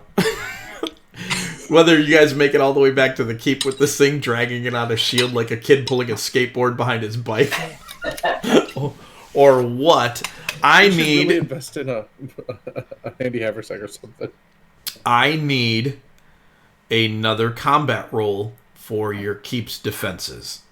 As Galrin sent that army around the flank, and it didn't stop with the other team. It marched all the way down to your keep. Oh, come on. Oh, Thanik. So, your keep and your town are assaulted pretty heavily by Galrin's forces. They are defeated. There is a moment in the fight where it looks like all is lost. Like, they're actually going to overrun our stuff. And some Please of tell me that the giant head falls on top of them. No, but there is a moment where it was obviously the moment where you killed Galrin, where there is a whoosh of power being sucked out of his troops, and your forces at the keep are able to turn the tide back. So, yeah, because most of your defenses were just your people who were left there and a handful of guild members that weren't there who lead an adequate defense, but it doesn't go well for them. So there's going to be a lot of damage to fix at your keep this next time around. Again. All right. So Can we move those rolls to a percentile so it feels a little better? No, because then I would get a 4%. I would feel better. That would be a 20%. Yeah. You would feel worse. Maybe. Yeah. I did 20% of what I should have done. No, because he could have gotten a 24%, and even though that's not a 4, that's a 4.5. It feels better because it's slightly better than what he would have done. Well, that's a 5. A 5 is 25, 24%. That's what happens. 23. All right, yeah, whatever. Nickel and dime me, you math monster. Tony started it. All right, it is already 8 o'clock, so we're gonna put these other 2 mini guild missions off till next week. Okay. So we will deal with the giant problems and the scouting mission next week. So some more time goes by. You guys, some of the people in your town were killed in the assault. I'll figure out if any of your guild members were or not. I'll make some rolls for that over the week. Actually, if anybody want to do it now? No, we're rolling like garbage. I want to do it now. So, you lose some civilians who died in the defense, but your guild shines through. They protect themselves and everybody else for the most part. So your losses will be almost completely monetary. So, well, that's good. That is a good thing. I suppose. Sending you a fist bump, Andy. In the time that we are recovering from this, could I specifically work on the tower that I'm building? Yeah, absolutely. The whole city is destroyed, and all you care about is your tower. It's a tower of defense. The tower would have aided that a great deal. So you had all this time to work on a defense, and you couldn't manage to do it. Unfortunately, I had to go get Jeff a tracksuit. I didn't make you go. I asked. So you came because you care. Well, that's pretty strong. that's a big statement there. Andy, I totally thought you were going to say something like, you just talked about coming and working together and stuff, and you just want to deal with your tower. Not at all. So during that time, Thanak, you are sent a messenger from the Emperor who is answering your inquiries about getting into Al Alahim, and he has a contact for you. His name is Jensen. And if you take a ship to the port city outside of the wall where foreigners are allowed to move freely, he will meet you there. Okay. All right. So you guys need to think about buying a regular boat. Yeah, we did, and then somebody sunk it. No, you got a fishing boat. It's not you can't row the ocean in a fishing boat. And I didn't sink it. You don't know what happened to it. That's true. You have no idea. You never solved the mystery of what happened to those poor people. How much are boats? They're expensive. Boats can be pretty pricey.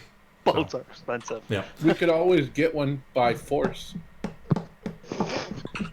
Actually, did what's his face have a boat? I'm just gonna say this. You guys actually probably have a boat now because you solved a pirate problem that had a boat a few weeks ago.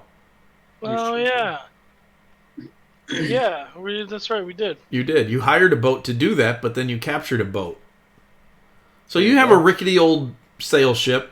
It's not great, but it's enough to get moving. It's gonna work for now. It works for now. So you would be able to sail that sucker there. You take some seasoned sailors with you. You hire a crew. Hal, I'm guessing, would probably come along for this to pilot because it's what he does, and he doesn't have any other diplomatic missions to go do. And well, he's your diplomat for the moment. You're going to a foreign country. Makes sense for him to go. Yeah. So he comes along, and you guys sail across the inner sea to Alahim's port. You are outside of the brass gate. In the meantime, I just want to mention to Marilee what is going on specifically with the skull mace. She shows up with a bunch of people. Let's do it this way. She shows up with a bunch of people and secures that sucker in basically a demi-plane box. That's just not something she's okay with you just leaving laying around on a shield. Yeah. I was thinking earlier to give her a call, and I completely forgot about it, but there was... When we were all like trying to figure out what to do with it, my thought was I'll call Marilee and have her figure out. Yeah, so... And then I totally forgot. So that's what happens. That's what she does. She pops up and, scolds Jeffrey for trying to mess with something that was way over his pay grade. It looked bad. I wanted to make it go away. She appreciates that. And then you hear something none of you who've known her a long time ever thought you'd hear. And the headmaster of a wizard's tower is obviously taking hold on her. She says, "You should have been more careful." Huh. I'm just gonna give Thanak that look like she's better than you now. So her and the mages will deal with that sucker, and then I'll get it in the hands of Teen Girl Squad. So you guys sail across the inner sea. It's a pretty easy trip. Oh, I'll also let her know that she's invited to go meet King when we go. Oh, date night. She's excited. Can Teen Girl Squad get us a bag of holding for that? Like, can we trade? Yes, and then they'll make us pay for it. Because I'm pretty sure they actually have your bag of holding. That is your old bag of holding. It's got Filbert's name on it. It's like stitched in there, all terrible. I would really love it. Probably still smells like mushrooms. I would love it if we got that back from them. I might be about to lose Discord. Can you guys hear me? Yep.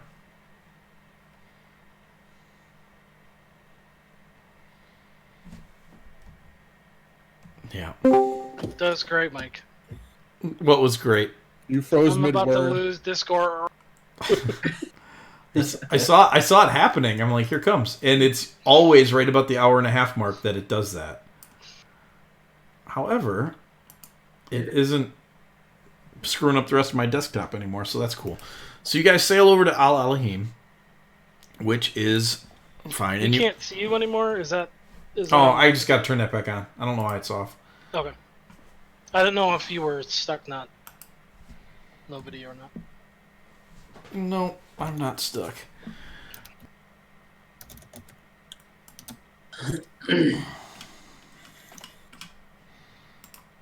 And so it is referred to as in the Imperial Isle. They have an emperor themselves there. I'm going to share the map with you guys in just a sec. So there is an order monastery here in the Outsiders area. So where you guys are welcome to land and make port, where you'll meet your contact, there is an order monastery here.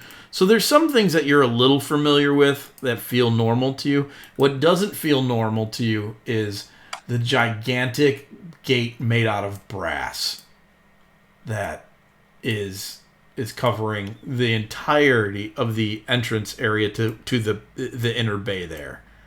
So we're in past that gate, past the... No, you're outside. You're around the small town that's popped up around the Order Monastery. Oh, I see. Okay. Yep, you're outside there, and you're meeting with. You're looking for a man named Jensen. Mav, do you want to stop in there at all for any reason? Yeah, probably. Okay. See how things are going. Yeah. Is the idea that the Jensen is in the Order Monastery? He's somewhere in the small town it? that's around it, and okay. There's a lot of quick stops that port ships make here. There's a reasonable amount of trade that happens between the people of this country and everyone else, but they don't let anybody through that gate who's not permitted through it, and that is very rare that happens. Okay. That they're permitted, or that they're not permitted. That they're permitted through. It's pretty darn hard to get in there. It has to be some interesting circumstances that allow that to happen. So you land at the city and you see what you expect, mostly humans, but a variation of other races here and there. You begin to make your way towards the Order Monastery. You make your way in there. Mav, you guys would know a little bit about this, but this is one of the only countries that has not really fully committed to following the martyr and the divine. They hold a lot to the old ways of more naturalistic worship of the weave and more of the approach of the divine as a watchmaker type god, not a present god. Sure. Okay. So they don't deny his existence, but it's a very different approach. So the order isn't necessarily unwelcome, but most people could care less. They're like, nope, this is the way we've done things always. We don't need your business. Thanks for stopping by. Thanks for stopping by. The way that I've talked about Jeffrey, he would like it here. To some degree, it would still feel very alien to you. Okay. Because even with you pursuing more of the aspect of the divine's essence being the weave, like you grew up in a culture that made him more personal. Gotcha. He's still got that father figure. He's still got that martyr figure. You know, the son and all that business that goes on inside of a Gothic style religious order. But this is philosophically closer, but practice wise, very maybe not. Gotcha. So you're there for a while, and you talk with some of the monks, and you find out, you know, some of the things some of the things that go on. They call the wall the Shepherd's Bulwark, and at first the order thought that was going to be a good branch into the way, you know, the divine often presents himself, but you realize that's what they call their emperor. So it's got nothing to do with the divine. They call him the Shepherd. And so a few hours later, Jensen finds you guys, and he's like, "What are you doing here?" I've been at the tavern for 3 hours, waiting for you. That's really kind of our bad, huh? He's Bar's like, usually the first place we go to. "What kind of dwarves are you?" I was expecting to meet with 3 regular-sized dwarves, and a short one who doesn't. You obviously, and he's very frazzled by what's going on. Let me tell you something about the Granifex. The tavern comes with us. He just starts laughing. He's like, fair enough. And so then he's like, I guess I should have asked, am I interrupting anything? I don't think so. I think we're done here. I love how you just turn every situation upside down on its head. So he walks with you out of the Order Monastery, and he says that he's been able to call in a few favors, and arrange a meeting with the gatekeeper. And he's like, you're gonna have to impress her if you want to get in. Is there any cultural things we should avoid? We should it's the opposite of avoid, go towards. You know what I mean? Does that make sense? No, just leave it like that. Opposite of avoid. I like it. He says these are an extraordinarily proud people. They will never break eye contact with you, but you should not return that favor to them.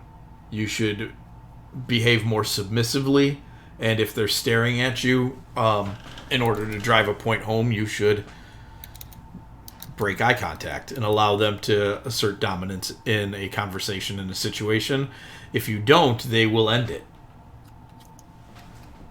Fair enough. He said, and most of their culture operates that way. They need to feel like they're in charge.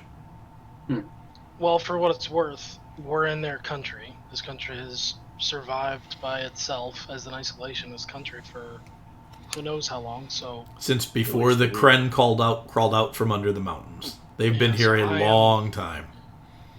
I'm fine with at least while we're here, letting them have that.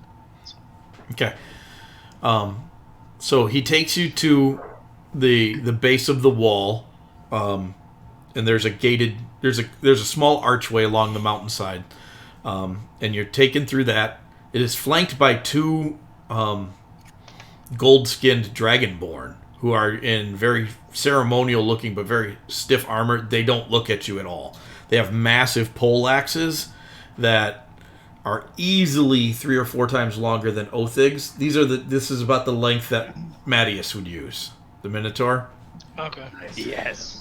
Except they're not his size. They're only a couple of feet taller than your average humanoid. So they're big, but they're not that big. But that's how big of a weapon these guys wield. And you're taken in, and you're into basically. But do I think it looks strong? Yeah, you do. Okay. Does he want to add this to his infinite armory? Oh, dude, there's no question. Wait, the dragon? No, not the dragon, the weapon. Oh, okay. As you guys approach, you can tell that their armor is very well made. It's just not decorative. It is definitely functional and battle ready. And the heads of their axes, their pole axes, they kind of look like what you've seen in drawings of the fins of dragons. Like the kind that they have along their horn ridges and things like that. It's kind of fashioned to resemble that. And as you get even closer, the spike of it is a curved dragon head with a spike coming off the top of it. Nice.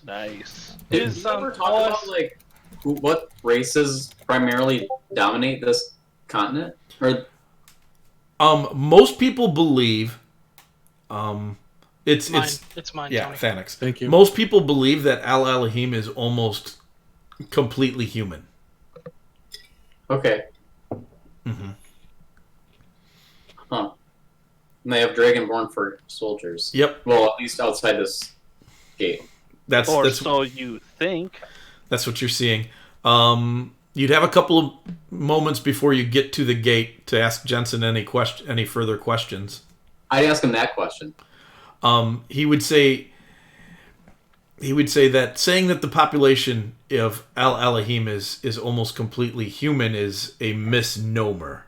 There are almost as equally as many metallic skinned dragonborn who live here, but they do not claim a nation. However, they protect this land.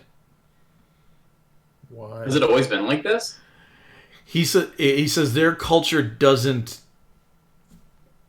really bend to the concept of nation, but they have always partnered with the people who landed here millennia ago. Or wait, who? The The Dragonborn are the ones who don't. The Dragonborn don't necessarily believe in the concept of nation, Okay. correct? But they are very protective of the people that they have allowed to settle here. So he's saying that the Dragonborn were here first. Yes, when the people landed here, and that's another thing that history for you guys is. That's not how that works. That's not what people say. But when the people landed here, they found Dragonborn already living here, and the Dragonborn allowed them to settle. And the people have flourished, and the Dragonborn have kind of stayed fairly static.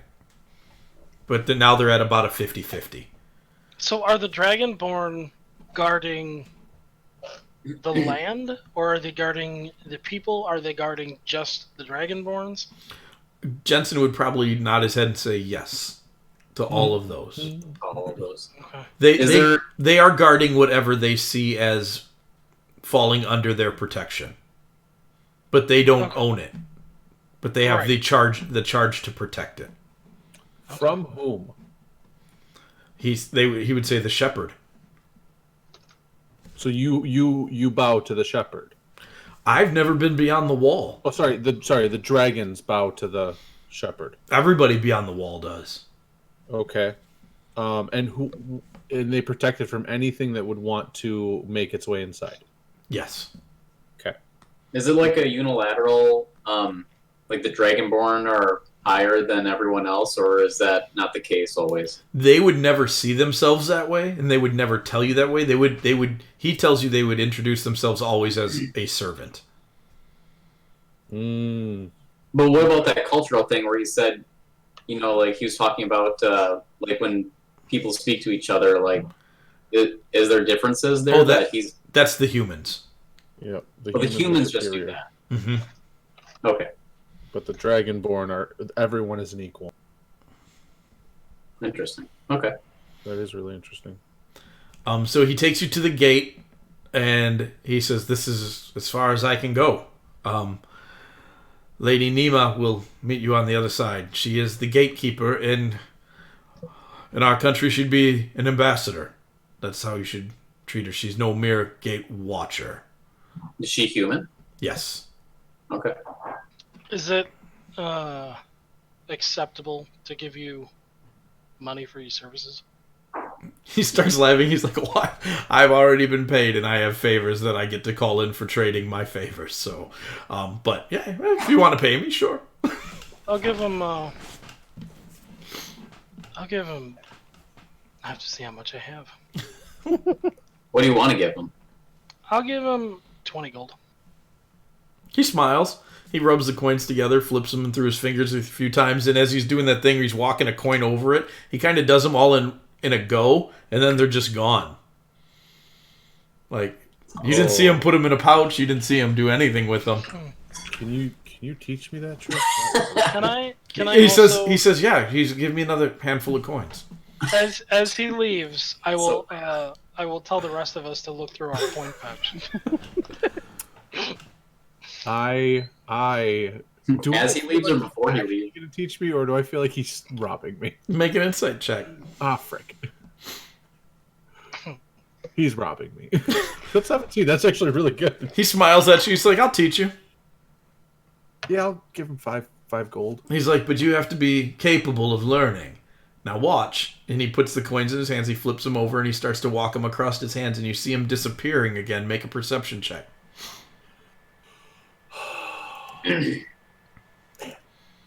Yeah, 19. You're watching as his sleeve. They're sliding down his sleeve at the end. When he gets to his last one, he flips him down his sleeve, and so then he sees you staring at him, and he shakes his sleeve just a little bit, and you can hear him clanking around down in there. Yeah, you tricksy. I like it. It's sleight of hand. All right. I thought it was magic. I just turned into donkey. I don't know what happened. I don't like it. Jeffrey in a tracksuit sounds like donkey. So you guys are one of the Dragonborn guards escorts you through, and by escorts you, he turns and starts walking forward and opens up the door on the other side of the gateway. Okay. He doesn't motion for you to go through. He just opens it up and steps off to the side, and then continues to stare straight forward. All right. Well, I'll thank him. Okay. He does not acknowledge. Yep. He doesn't move. He doesn't say anything.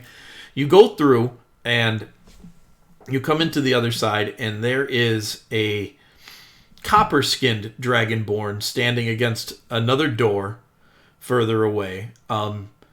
You're pretty sure it's a female. She is dressed in much lighter armor. An interesting hodgepodge of plates and leather. And her skin and her armor has all got a copper tone to it. And so you're starting to pick up on a theme here that the color of the Dragonborn, that their armor and weaponry is tailored to that. And then sitting at a long table is a very regally dressed human woman who motions for you to sit at the other end of the table. I'll bow and then go sit down. Same. She asks for an introduction. Harold. Everyone just deferred to Jeff. Yep. And I have picked up on that flamboyance here is not necessary or encouraged. However, straightforward and honest, just who we are would be the best approach. You definitely would have picked that up. Okay, so I will shimmy forward and I will humbly introduce Thanok first, and then down the age line, and then introduce myself as their herald as the final statement. Is Halcyon with us right now? No, he will be with the boat. Okay. Yeah. He would have, even if we wanted to bring him along, the meeting would have only been for the granite backs. Okay. So he would have been sent back to the boat. So he's making connections with people at the port here that live here full time. Yeah, no, that's good. Go ahead and make a persuasion check, Jeffrey. Or you want a performance check? What would you rather do? I think they're the exact same for me. Oh no, performance is better than persuasion. No, it's not. Persuasion's better. Okay. Never mind. Bam. No, that's good. That's real good. That's real good. So, you guys are impressed. Tracksuit, man. You guys are real impressed with Jeff's ability here. You've made fun of him a lot, and you went on your little escapades last week, but all of a sudden it's like, we actually sound really cool when he does it like that. He's turned the corner. It's the Humility tracksuit. works. It's the tracksuit. That's Yep. all. That's, Yep. that's what Panic is 100% aware of that. So she thanks you for the introductions, and then she says, "Why have you come?" And I will step behind Thanak. I am looking for. Do I know his name? You do not. You I know am his looking- station. What is his? He His was station with the Order, or his station with? with the Guardians Weave were Guardians. He was the founding master of the Weave Guardians. Yeah, but not his station here. Actually, you'd probably Or know even his if they name. have one. His name is Aklo. Aklo. Yeah, Moreland Alright, would have been able to tell you that for sure. Okay. I'm looking for Ackland, the founder of the Weave Guardians. She pops an eyebrow. This woman has been like very stoically faced the entirety of Jeff's introductions and meeting you. She pops an eyebrow and she's like, "No one has come looking for Master Aklo for a very long time." That seems sad. Not for him. Fair enough. He has retreated far to the north. Why do you seek him? Keep me in check. I am Sorry. looking. I'm one of the members of the Weave Guardians, and I'm looking for his help to save the world. Who sent you here? Who? This is Adam asking. Yeah. Is she talking? Is she talking the Emperor? Like who got No. us in here? Who sent you to find him? I guess it would be Moreland, wouldn't it? Ah, the apprentice. I will inquire. And she stands up and leaves. She walks out the door past the gold dragonborn. Or the copper. Yep, copper dragonborn. Comes back about 3 hours later. And there are servants with her this time who set a table, and she says, "Please, I have kept you waiting. Partake in a feast of sorts." Oh, in the dinner, she would call it. Wouldn't be a feast. It's definitely not a feast. It's Excuse me. We're just going to eat in the meeting room here? Is that my understanding? you are not yet allowed to be on the wall. Oh, sorry. That was Tony Oh. asking Mike. Is Yes. it like a dining room table being set up in the middle of this? Yeah, the servants are setting places before you, and Oh, it's it's so fun. it's almost exclusively fruits and some small fishes. All right. All right. When in Rome. So I How have does it. it taste? It's good. It's good stuff. It's It fruit. sounds like a question. Is she eating? Yeah. Very daintily. Right. I've made inquiries. You are going to be allowed to travel directly to Master Aklo in return. You will be allowed to complete any tasks he gives you. But this comes with a price. Of course. If our nation is to ever call on your aid, you must give it, even if it is against your own. Ooh. Holy cow. Panic. Are you looking to hire us? The guild? It's a job. Let's go for it. Mr. Don't offer her All Hail the Emperor? I mean, he'll be fine. Unless she hires us to kill the Emperor. Well, Wait, if she hires is us to this kill the you? emperor, if she hires us to kill the emperor, No, we're she not said going to be able to kill him. specifically. She said specifically, if the nation calls on help for She didn't aid, say I'm you. guessing there. Matt would ask her what the specifics of that would entail, Um, and pulls All out of his us are pen just and being- paper. Is it implying coming to the defense for the nation at like their location here? Like, is that what it implies? Aid. well, you would be able to Or is surmise this that aid in any and all endeavors? it's. She's very hard to read, and she would say, "The statement stands. That is the price." Are you speaking about just me or the four of us? Whoever wants to pass beyond the wall. So okay, so anybody who goes has to agree to that. Well, I can't agree for them. I will. That sounds like citizenship. She would say, "Oh no, it's not citizenship. Conscription. How Oh, many? that's the word I was looking for. Yeah. Thank you, Andy. How many times? Scripture. Once or as many times as it takes? Once, trade for trade." All right. I can't make that call for you guys, but I'm fine with it. There's no way I'm not going. Like, you're in a foreign land, and I don't know what you're about to go do or what's going to be asked of you. Yeah, I'm not. I mean, I don't know. There's no choice here for oath taking. There is a choice, Yeah. but Mav will defer to Thanek, whose loyalties are unending to the Emperor, Yeah. I who would, just willingly threw them out to get I into would- the city. I would hope that the Kren Empire, Southern Kren Empire, and Ali Alihim would be friends. We have no need of your friendship. What I wanted to know was how deeply you valued things that you have and things that you seek. And you failed. Oathing values his family. That's why he's going. She says, I will turn you over to Sabria. And she points to the copper dragonborn. She will guide you on the rest of your journey.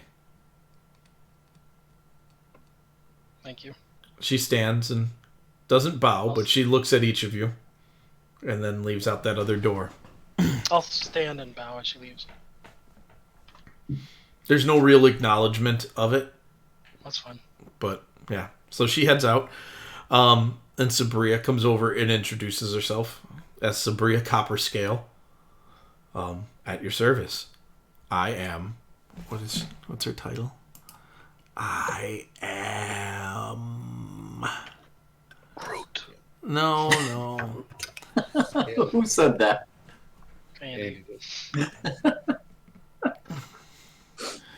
I am the tip of your spear. Nice. I will. I mean, look at Speaking of those spears, I'm gonna lean over to her very quietly and ask, "Who was that lady?" I actually don't remember who she was. Well, she wasn't the shepherd, right? She was. No, she was. the ambassador of sorts. They call her Okay. she's the gatekeeper, but That's what I thought. Okay. a more applicable title to what you guys would relate it to as ambassador. Okay. That's what I thought, and then all of a sudden I was like, "Wait a minute. Who was that?" Yep. Okay, fair enough. Sabria will tell you that you can ask her any questions you see fit, but when it comes to where you will walk and how you will travel, that you must ask her permission before deviating in any of those things. One specific question I would like to ask is: has anyone else been granted access to Al Alahim recently? You are the first in 9 years. And why did the last come? The last came because the emperor, or the shepherd called them. And still they needed to go through the gatekeeper. whoa. Even upon request from the shepherd, the gatekeeper was required. Correct. Fair enough. Intriguing. We need to set up that method at the keep. Yeah. People are just coming and staying at our place all the time. To be 100% honest, that is why I asked who the Castilian was, because I wanted that process. Not to that extent, but like. Right. I mean, they could have kept that army out. Yeah. You guys can't be here. Oh, sorry.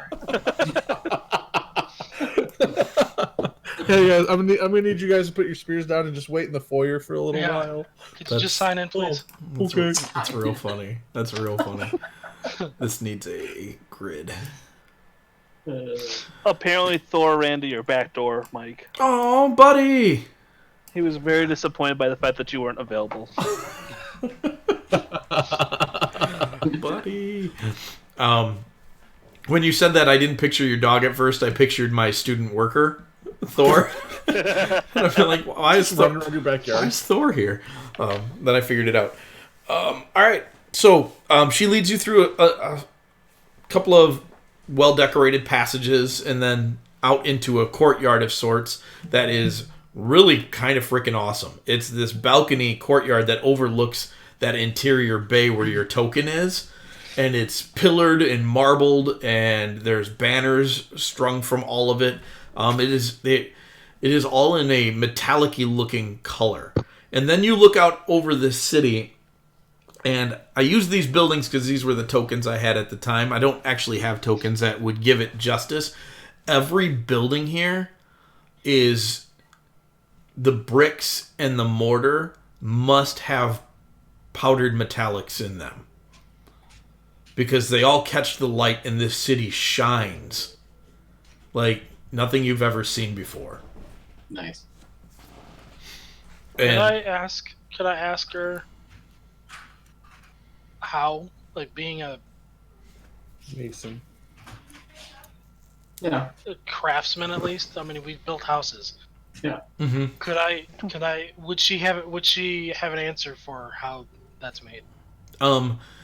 She would say, I do not understand the full process, but it is a combination of simple masonry and magical working of the metal to make it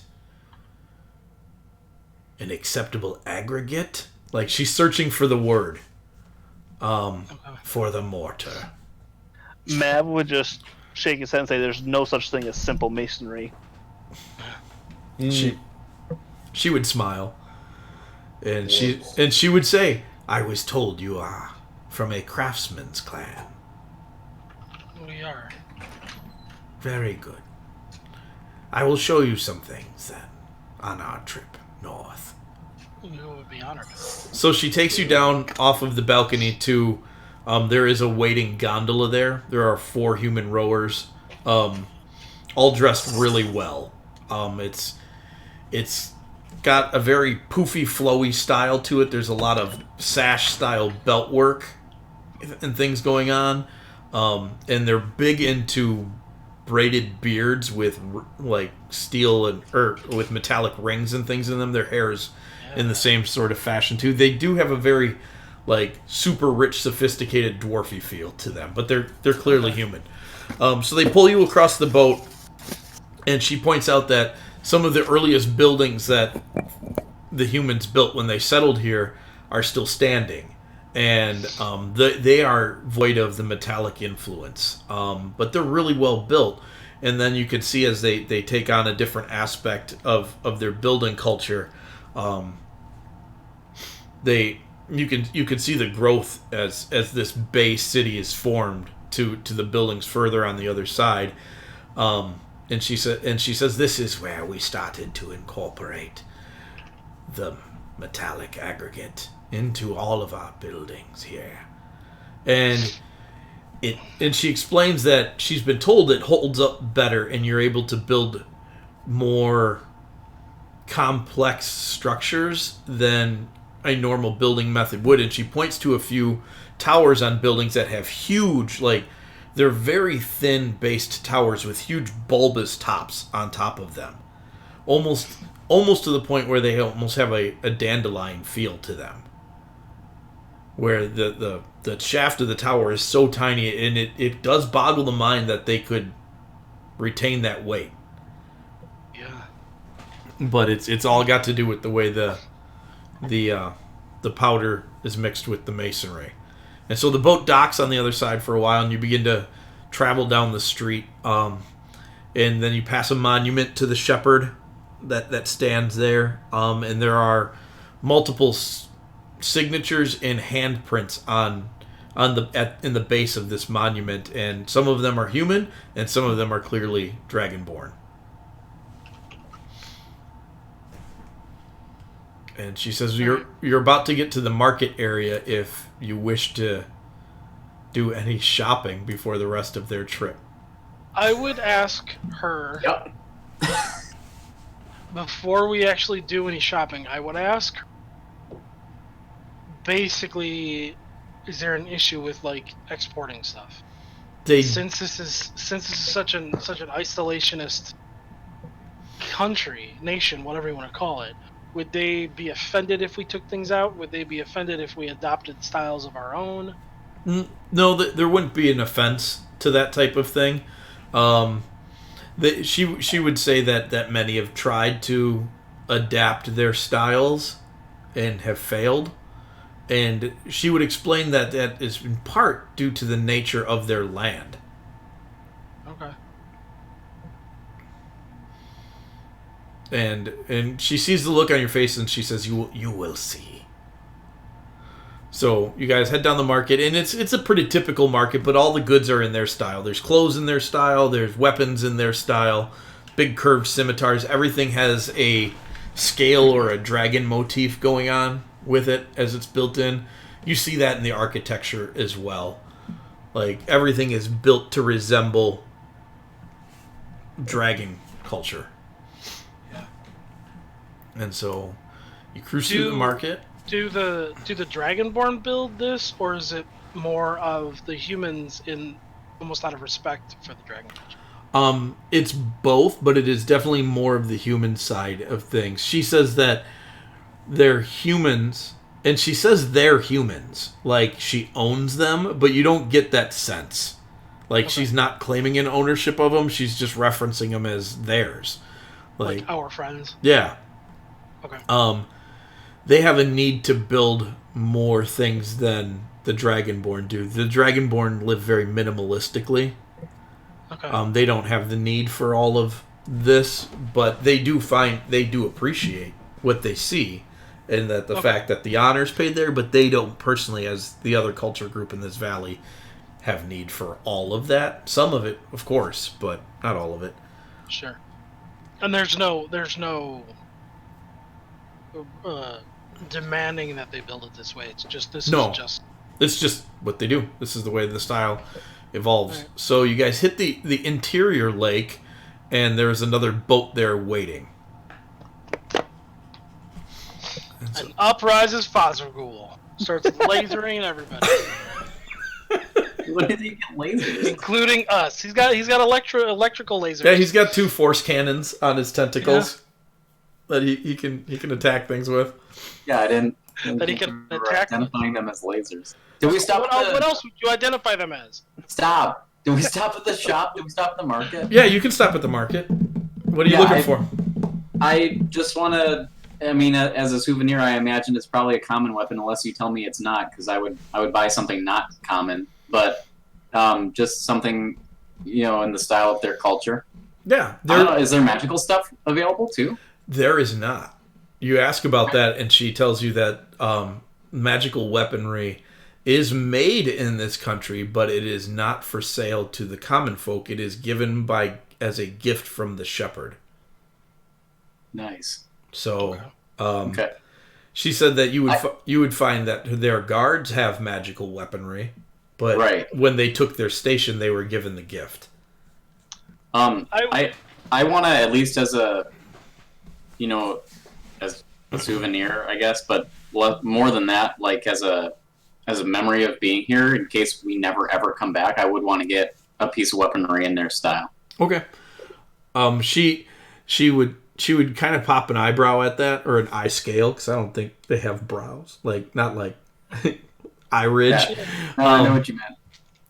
I'm going to roll an insight check on you.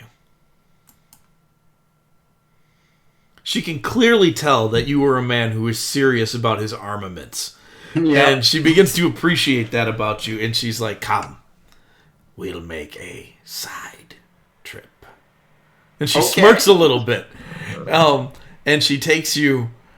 she made a good insight check. Yeah. She takes you to... I don't know. It's I a know. pretty low I probably wasn't hiding it requirement very for well. He's got like 10 weapons strapped to his back. No. It's the difference between that dude who buys all of his swords just at look sharp and somebody yeah. who gets... So it's the difference between Ryan and Josh DeBruin.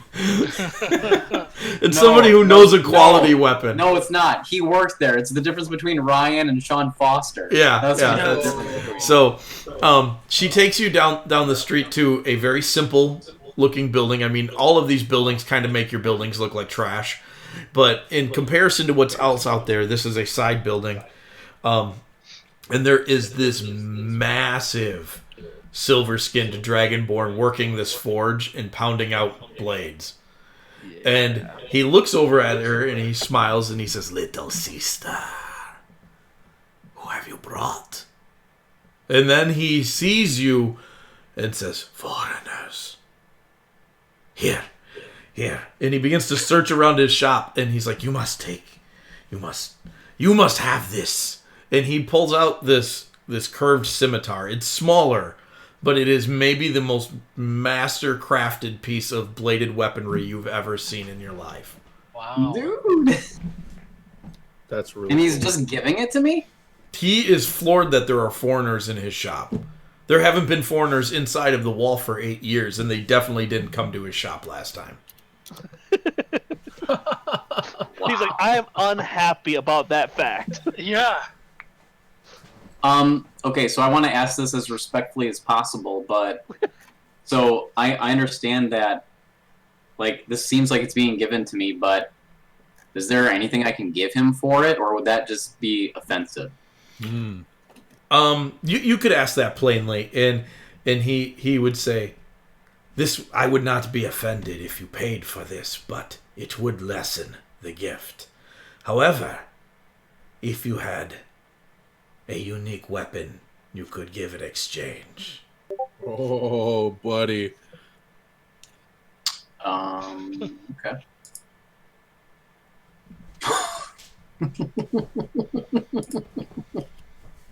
Got the most unique weapon on the planet. Are you gonna give him one of the Oathing specials? I think I'm gonna give him the Half that Christmas at the tree. top. You're gonna give him the Christmas tree? I think so. Jeez. Yes. Yes. Okay, so you pull this thing out. Well, and no, I didn't make a oh, decision yet. okay. No, you need to. I know, I'm trying. I'm looking through my stuff. He's got like 100 to look at. I mean, to be fair. You have a few things in here. While Ryan is looking, Mike, Yeah. have we seen any iconography here for the Platinum Dragon? The Platinum Dragon does not work in my world the way Oh. it would. The Platinum Dragon is not like godly of dragons.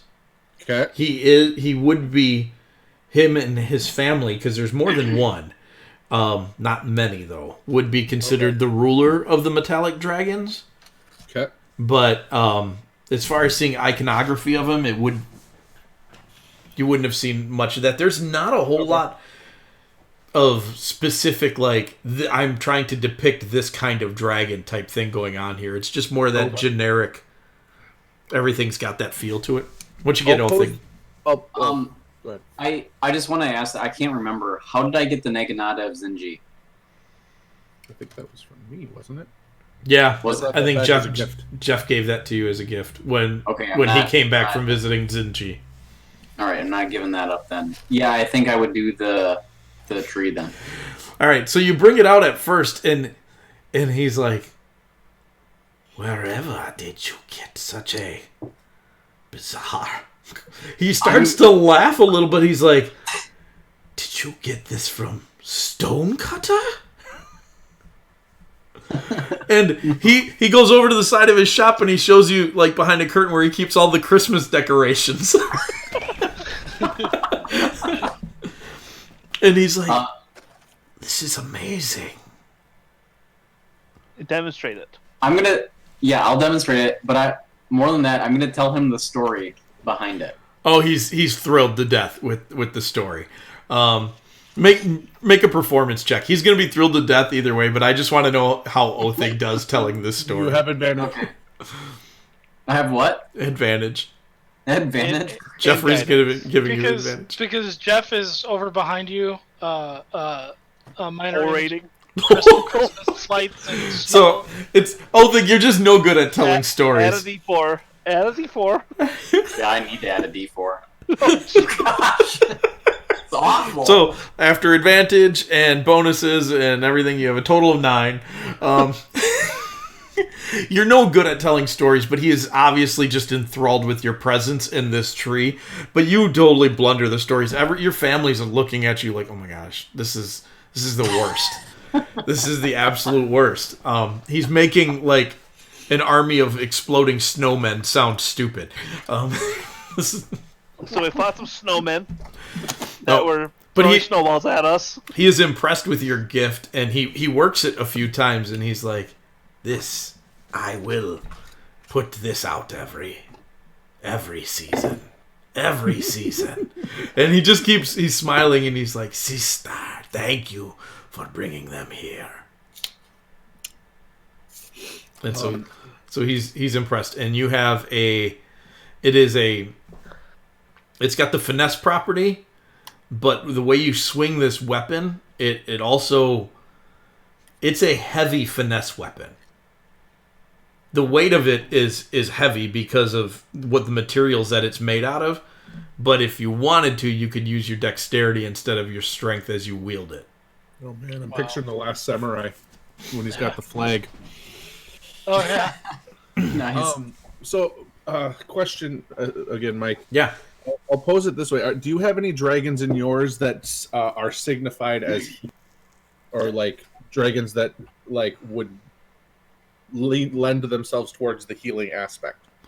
No, they don't take on aspects like that. Dragons in my world, they have a very traditional vein to them, but there's a lot more going on with dragons than any of my players have ever unpacked.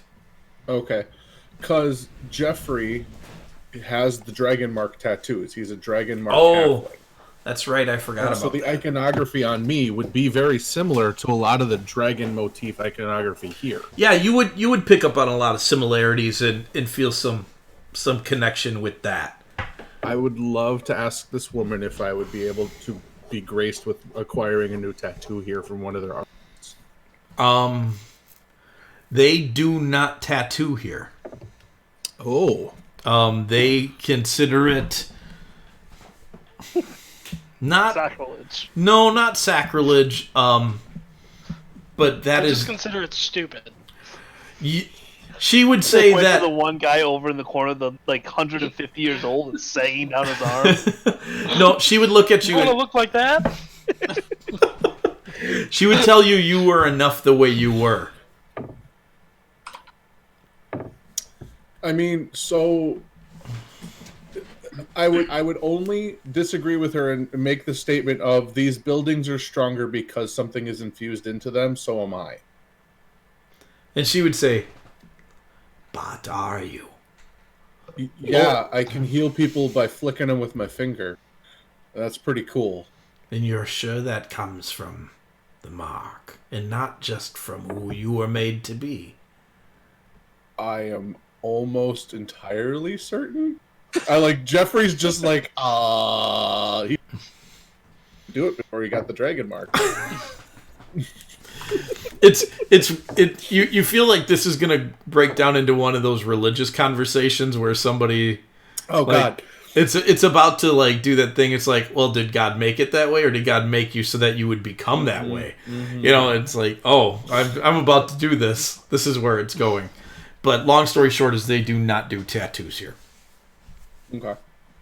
I would try and find some piece of art that I could later get tattooed. Oh, that's... If I'd be able to acquire some of the metallic powder that they have to see if I'd be able to work that into a tattoo later. That they're not giving up.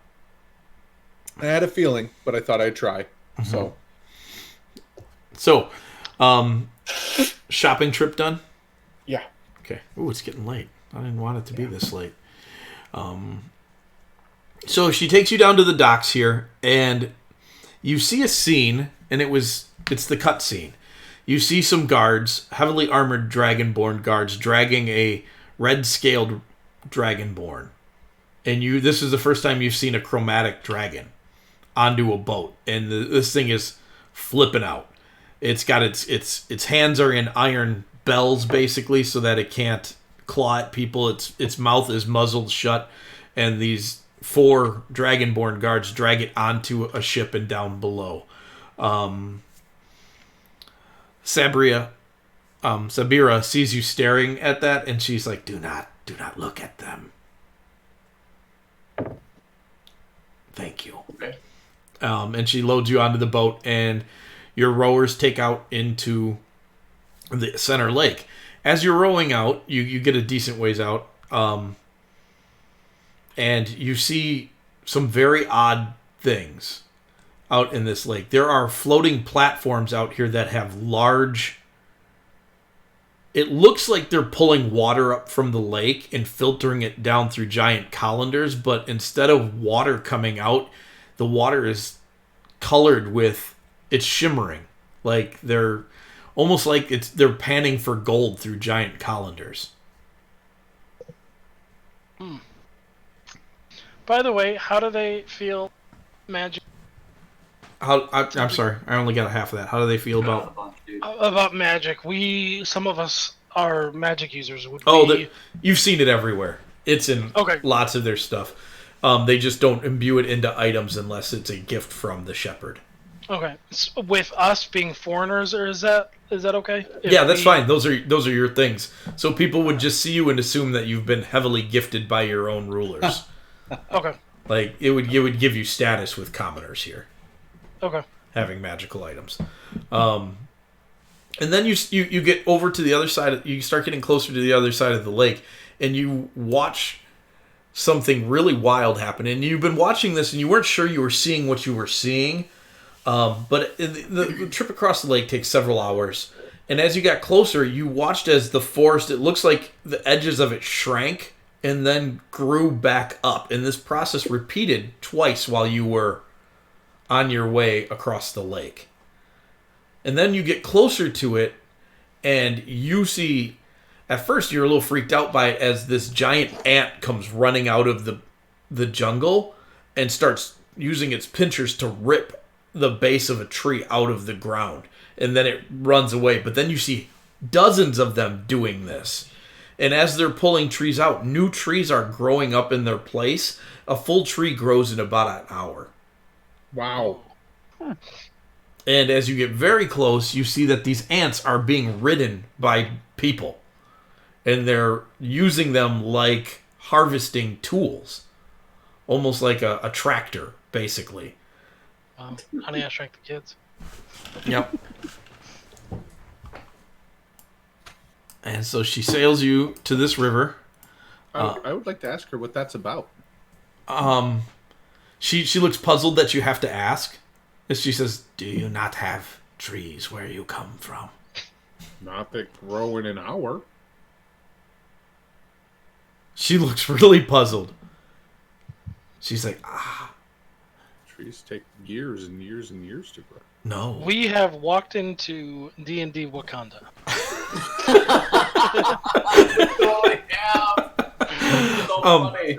She would explain to you that once Wakanda. once the sunlight hits a seed from the trees, that they will grow to their full height within an hour, maybe 2, depending on how directly they're getting light. And then they just stop growing? And then they stop growing until then they'll live for 20, 30 years and then die, and a new tree will grow up in its place. But as soon as the sun hits a seed, the seed begins to grow. It's like on the surface, there's already several parallels for this being Wakanda. Yeah. So we've never experienced anything like this. No, you haven't. Is it the seed that does it? Like, is it the type Actually, you would have heard of something similar to this. There's the kind of coral that grows in the northern seas, that does this. It grows Right. insanely fast, and it will skewer ships that sail over it if they're not That's right. careful. We've seen Phil use plant growth. And you would have seen that. But this Is that seems to something happen all similar? on its own. It is similar. But this happens all on its own. There's nobody Right. guiding this process.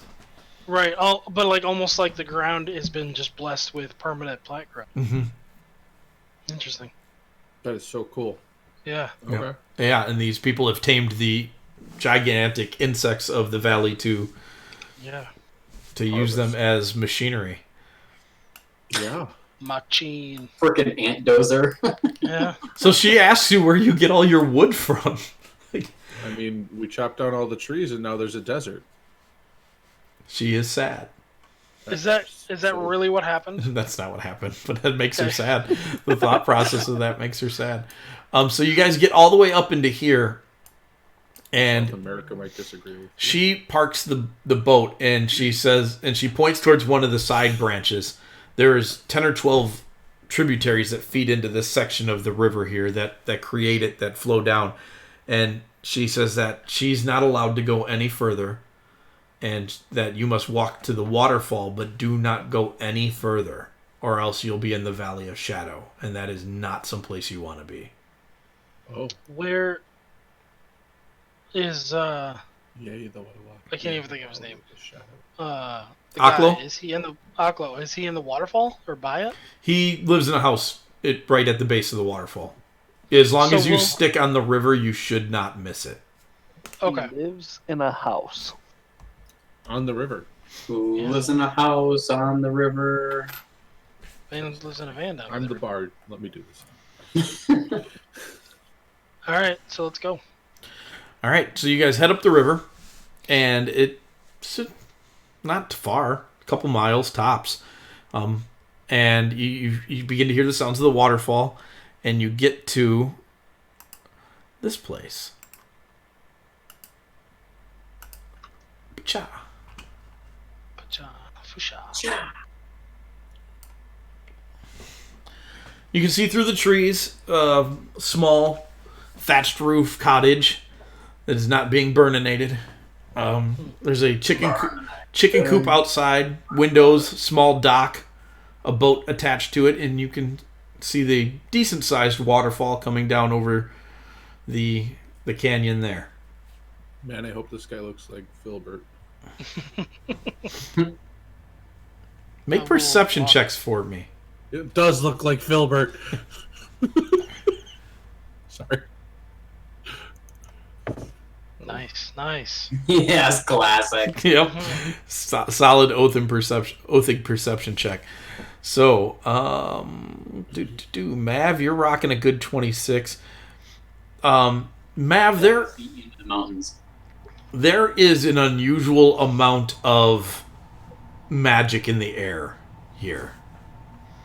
Can I tell where it originates from? It does look like it is originating from the hut itself. Yeah, of course it is. And what kind of magic? It is divination magic.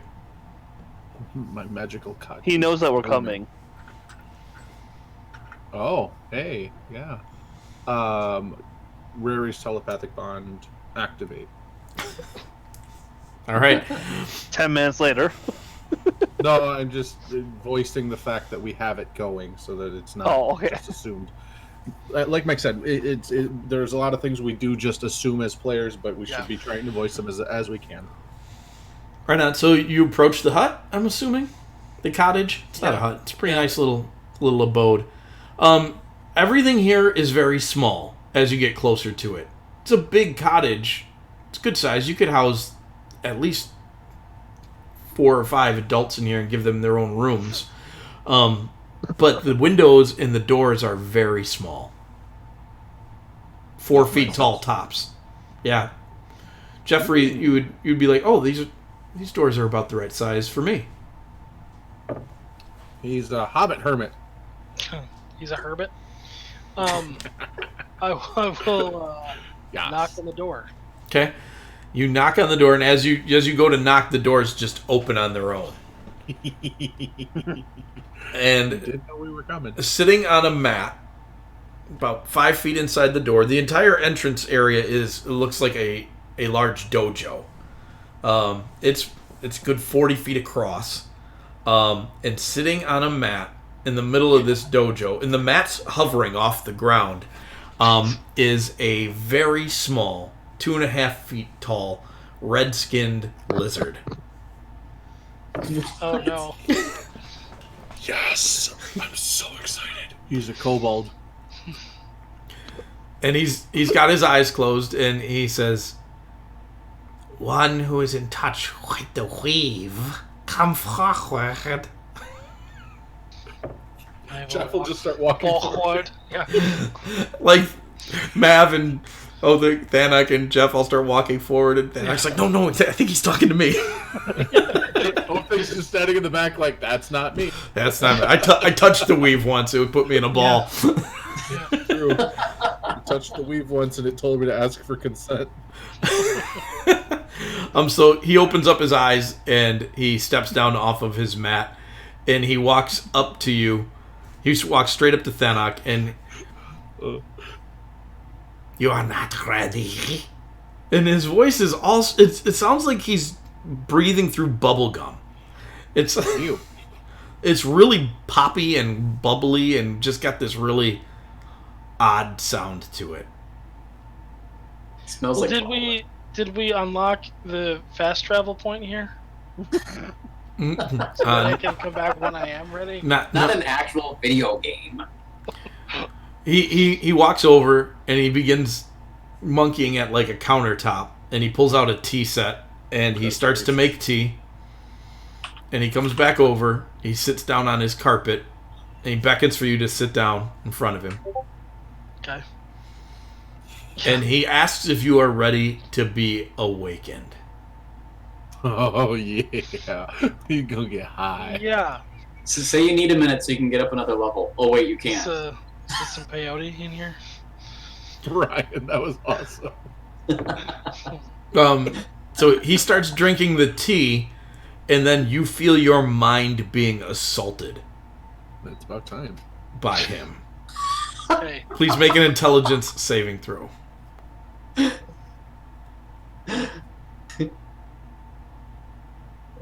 Oh, that's good.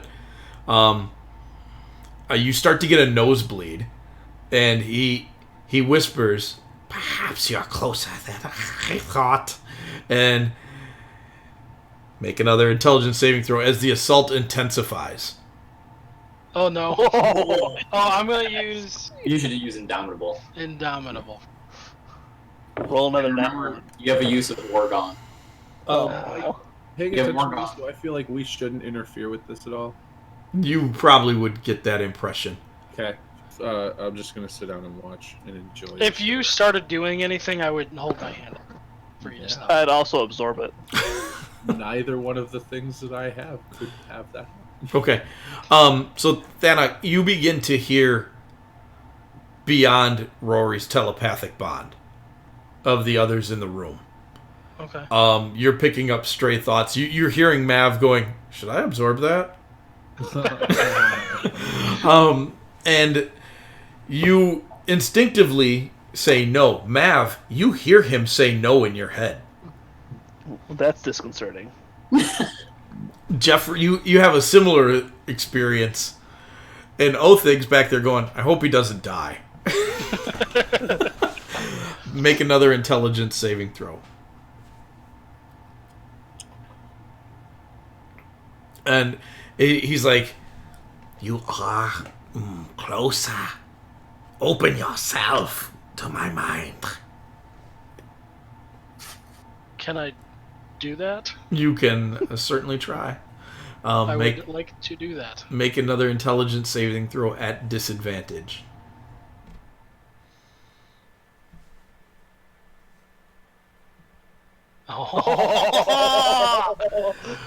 Oh.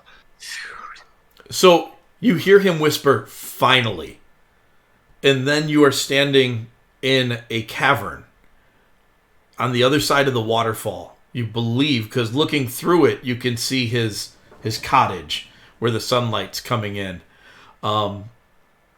And he points towards the deeper darkness of the cave, and He says, "Walk with me." And he just kind of hobbles his way down along with you. And you get to a precipice that looks over a deep chasm below. And as he says, "Focus your mind." And as you do, the entire place begins to kind of light up, but it not in a light that you're used to seeing. You begin to perceive the thoughts of everything around you. There's bugs crawling on the wall, and you perceive what they can see. And so you kind of get like almost a Daredevil vision thing going on through everything that your mind is touching. And far below, you see 4 or 5 Dragonborn, like rummaging down there, foraging for food. You feel them starving. You feel their minds racing for sustenance or death. And inside of that, 3 of them turn on one of the others, the other one there, and kill it. And then they begin to eat it, and their minds begin to ease. And then you withdraw back to the precipice, and he asks you if you would change that. Of course. Why? Because I can.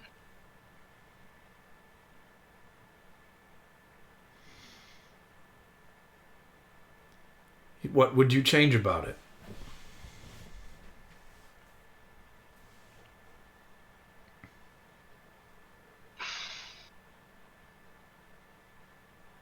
I would, knowing their thoughts, knowing they're there, I would feed them. But what if you weren't there? Then they would die. You withdraw, he pulls you back, and you are back in the dojo. And he informs you that he has awakened your mind to the possibility of influencing others with it. But he wants you to pursue the wisdom of how that power should be used. Okay. So, you begin to feel a shift inside of you in a lot of the ways you've come used to interacting and manipulating with the weave. Spells begin to feel like they're going to work differently for you from here on out. That you're going to be able to use more of a mental aspect of what you do against your foes rather than a physical one. And as that begins to happen in you, you begin to bleed again. And he tells you that this will come at a cost. But you might be the one who could pay the price. He could not. He had to stop. I have so many questions.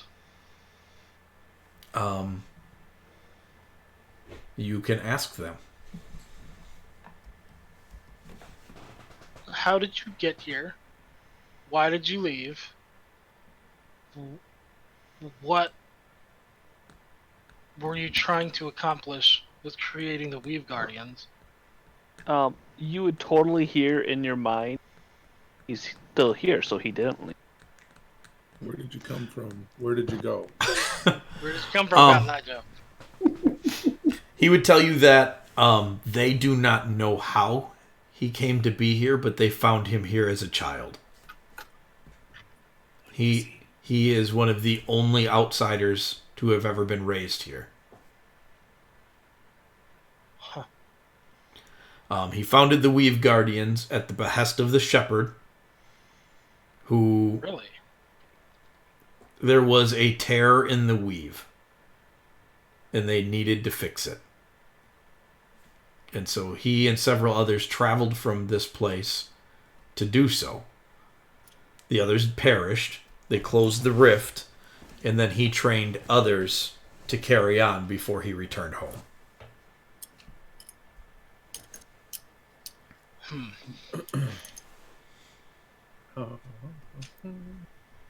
She said, the gatekeeper said Moreland was the apprentice. Yes. She met him when Aklo left him at the gate. And at that point in time, Moreland was the apprentice.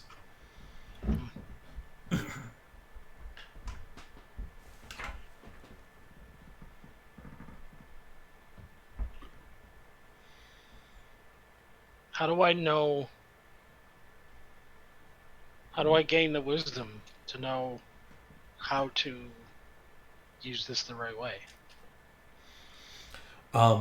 He says, for starters, you must Especially since I have a 9 in wisdom. For starters, you must try. When you saw them turning on one another, he says you hesitated. You didn't even attempt to influence them with your mind. You could feel them already. You could have influenced them. With your mind, you could have subdued their hunger. You could have given them a distraction. You could have done a lot of things. Could have killed them. He said, Yeah. or you could accept things the way they are and let nature take its course. Also an acceptable path. Because you could have stopped them today, but could you stop them tomorrow?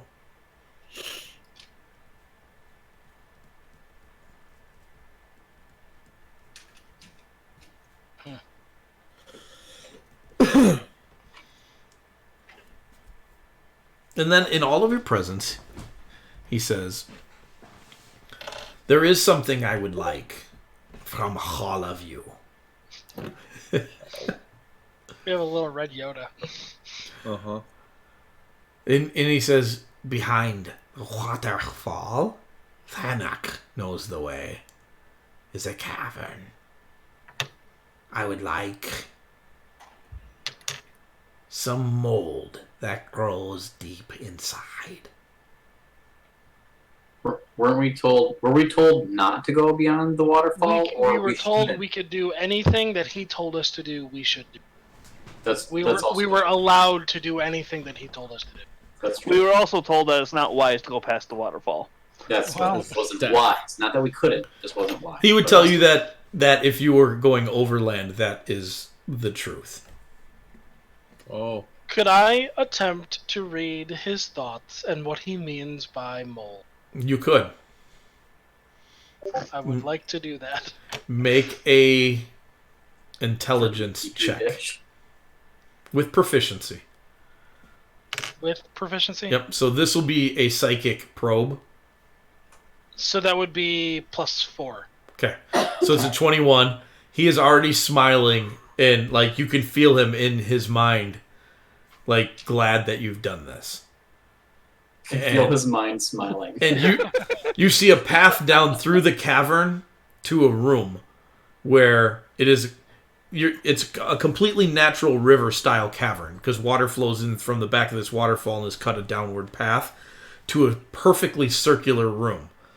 And floating in the middle of that room is a sphere, and that sphere is covered in a pinkish mold. And he wants you to bring him a bag full of that. Is the pinkish mold alive? No. I mean, mold is alive. But yeah, no more than mold is. Are we talking like a ochre jelly or something crazy? No, he says it's perfectly safe, but the journey there will not be. And as he says that in his mind, you watch as the things on the sides of it begin to darken. Like, and all you can see is the path. All right. I will communicate with him psychically. Is that to assume that we should stay on this path specifically? Venturing off this path would be dangerous. Would be foolhardy. He says not necessarily. He has hidden some of the challenges that could present themselves from you. Okay. As you guys are looking, Vanek is just bleeding and staring. Pretty much. Like he stopped asking all questions and he just starts probing minds for all in a day. Yeah. All right. Yep. All right. No surprises here. Yeah, this all seems normal for a Thursday. Yeah, right. Mm-hmm. So, All right. you guys headed for the back of the waterfall then? Yeah. Yeah. Okay, so you headed in the back of the waterfall. There's a fairly large cave back there behind it. You can see where a long time ago the water broke through the wall of the cave and has now rushed in. Fills a large room, and then there's a narrow channel that goes out of it. The water moves pretty quickly through here, but not enough to sweep anyone away. So you follow that through, and you come to the precipice that you saw in your mind. You walked. Am I losing any hit points from the bleeding? No, From you're the not. bleeds? Okay. Except in your when you get to the actual precipice, it's not nearly as far down. It's only like 15 feet, but in your mind, it seemed like it was hundreds of feet down. Yeah. And down below there are 4 dragonborn of chromatic color, snarling fairly and snapping at one another, and they're looking for. You can easily tell they are looking for something to eat. I will.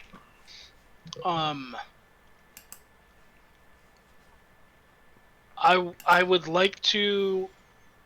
I would like to do 2 things. I don't know if that's actually possible, but I would like to soothe their hunger, while at the same time,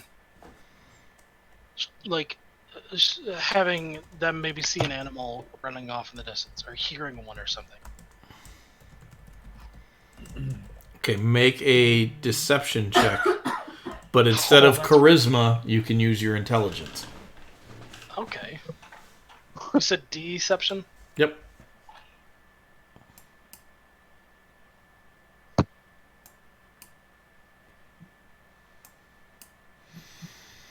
Okay, so I gotta make saving throws here.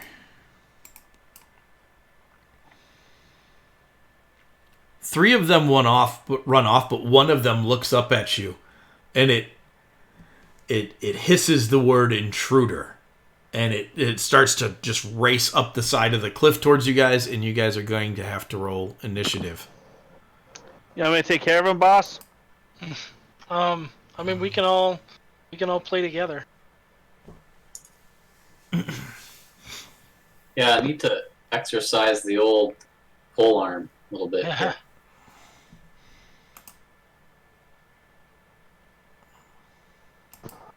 All right, so you guys, this Dragonborn is racing up the cliffside. He is on par with you guys. So right off to the one side of you, we'll say to the left, there is a cliff.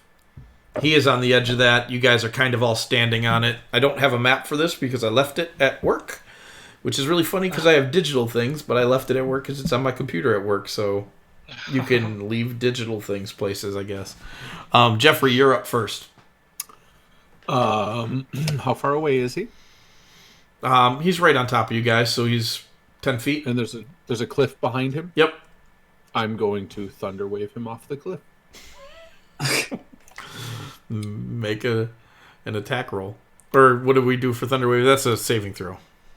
Yeah, am I able to target? I don't actually know. I was going to say, I'm not You should be able to. There we go after Thin, Wow. because I'm not sure how long this is going to last, but now that Thunder Wave's out of it, it's not even worth He's it. going to go 10 feet back and take a bunch of damage. Yeah. And Kabloo. he Bye, buddy. falls off the cliff, roaring. He hits the ground. And he's not enough to kill him, but I'll just look over at Jeff and be like, it was really loud.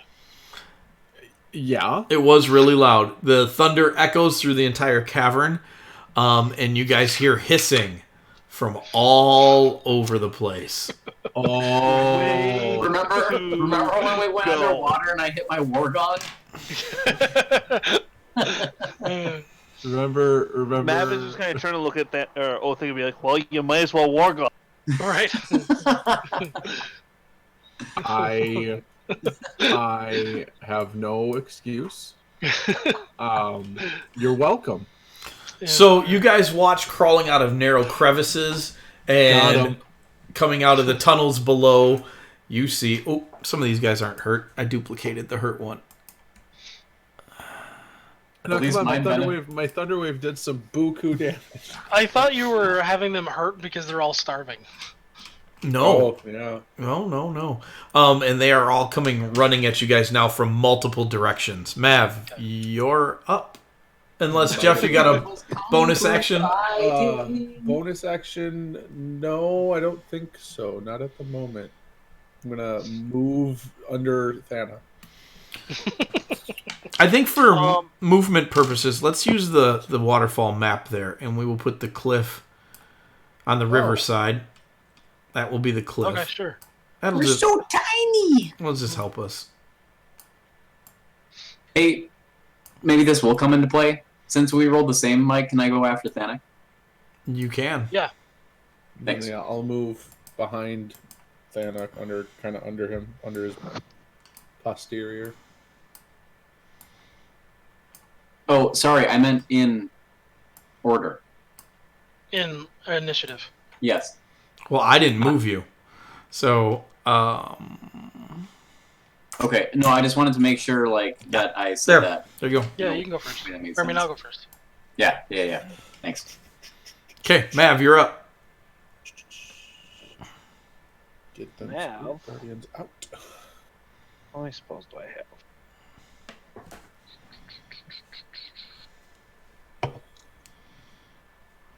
Okay. So I can do 3 of these guys. We are rested from our keep, Yep. right? Yep. Yeah.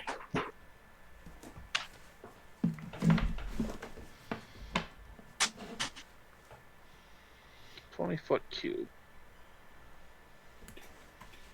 While he's doing that, Mike, what happens when you put a bear on a boat? They don't like it. I didn't think so. But, I mean, they made it. They're all right. Okay, well, we're gonna do this. We have our Those bears. 3 you make, Not say. here. I was assuming we did not have our bears. Not here. Thank you. I'm so glad. I was assuming we left them at home since we're going over the... Ocean. What's the worst that happens? Bears can swim. That was a lot of bad saving throws I just rolled. Yep, and those 3 are now blinded. Nice. Nice. They get a Constitution saving throw at the end of their turn. All right. Whew. Excuse me. All right. So this guy comes crawling up from beneath Othig, and Othig's probably going to slap at him, but he is going to breathe fire on you guys. Ew. I need everybody to make a dexterity saving throw. Gross. What a statement to walk into. Do I have my spells? Yeah, currently you do. Okay. Because we haven't worked out all your changes yet, so you'll use your spells normally this week. Okay. Then I will use... what's it called? Observe elements. Yeah, thank you. Okay. You're welcome. Let's see. Thanak and Othig, you guys are going to take 16 fire damage. Everybody else is going to take 8.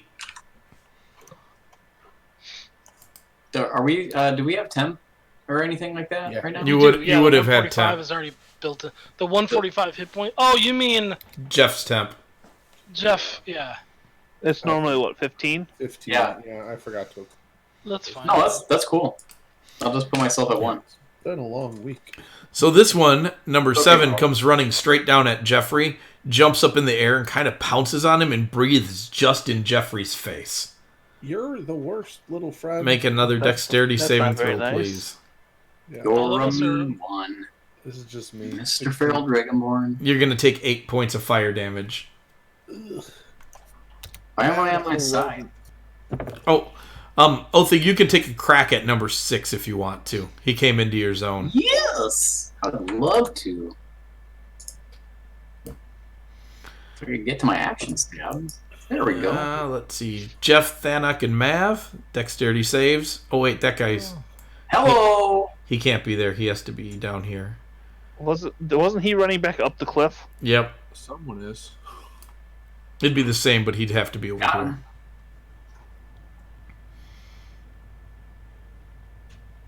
So what's happening? Sorry. Hey, no, he doesn't get his turn this time. So He doesn't I will- disappear, does he? Does the feral dragonborn disappear? That's what I just asked, yeah. no, he does not disappear. Figured.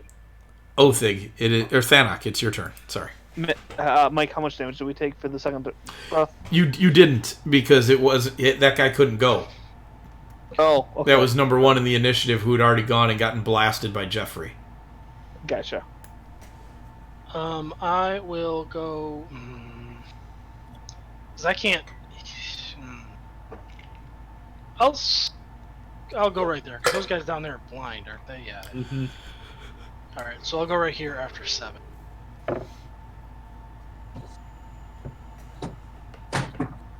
Yikes.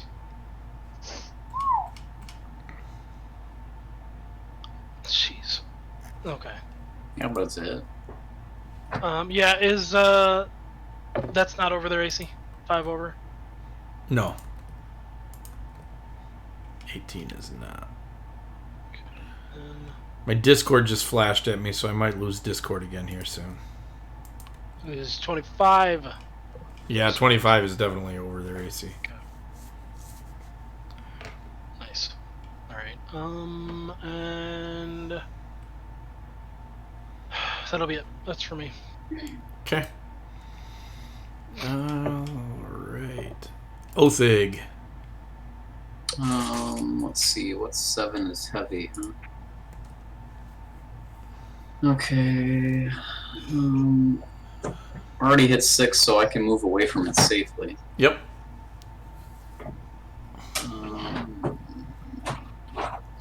And do that for 11. It's 9:30. Yeah. These guys don't have a ton of hit points. As you can see, you've already pushed a couple of them into bloodied. Yeah. So this shouldn't take too terribly long. That's alright. I mean, but it's us, so we could always do something dumb. Oh God, please. Ain't that the truth? Like, wake up more. Yeah. Who would Nice. do that? And I've got one more attack, possibly 2. Yep, so you put down number 7. Where's number 1? He's he is. down at the bottom of the canyon. But how are we treating that? I know we're not on this actual map, so can I actually get to him? No, down here is a canyon. They're 20 feet below you. Oh, okay.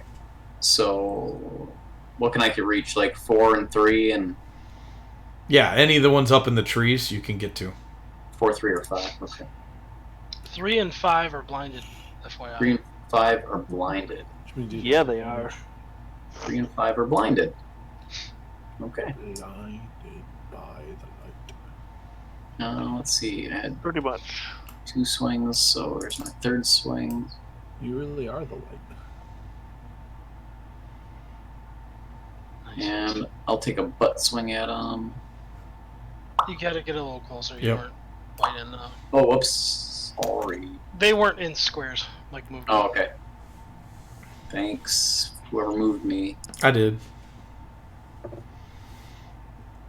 Okay, that's it for me. Alright, so 2. Where's 2 at? Where are you at? 2? 2 is way over here. He's 5, 10. He can get to the top of the cliff, and then he can breathe on you 3. So that is now dexterity saving throws. I will use absorb elements again. Oh crap! I forgot to do extra damage to that. He's dead anyways. You're the worst. I am the worst. Man. My D6s are hot. Thanak, you're going to take 16. Jeff and Mav, you're each going to take 8. I'm using I've absorb been- elements. Damaged. Okay. This one is blinded, so he's not quite sure what's going on. He's got a general... Yeah.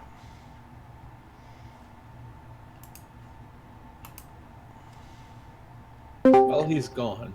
I'm back already. The mic.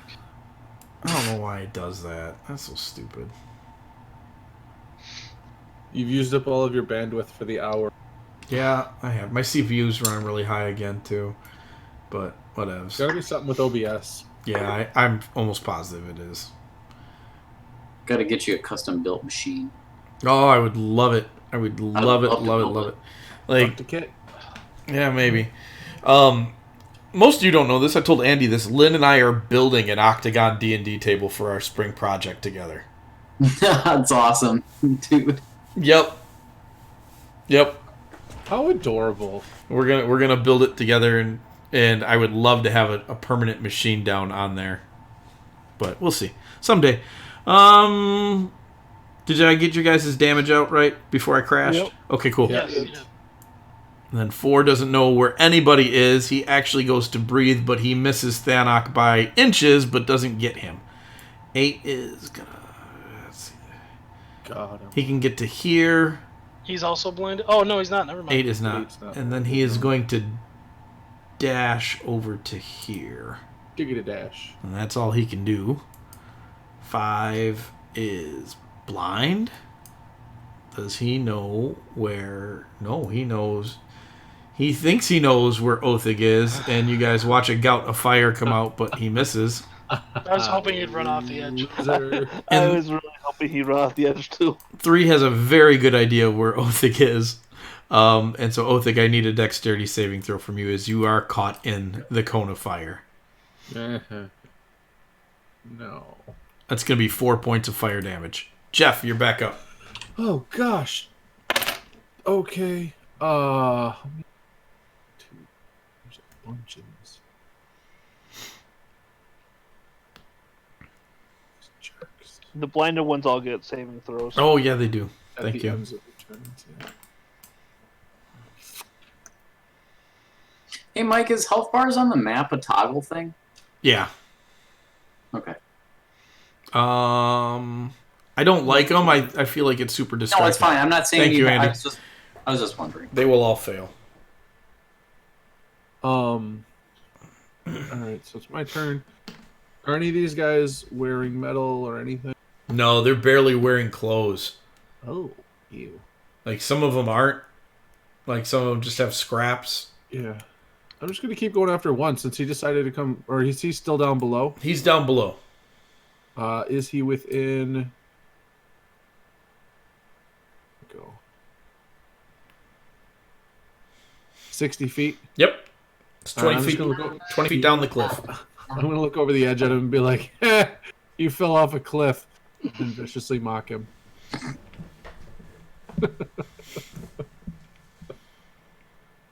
He's going to fail. Did our thing go up again? What level does that go up? Does what? It goes up at 11. The damage, so it's 3d4 now? Yeah. Alright, I need to fix that real quick.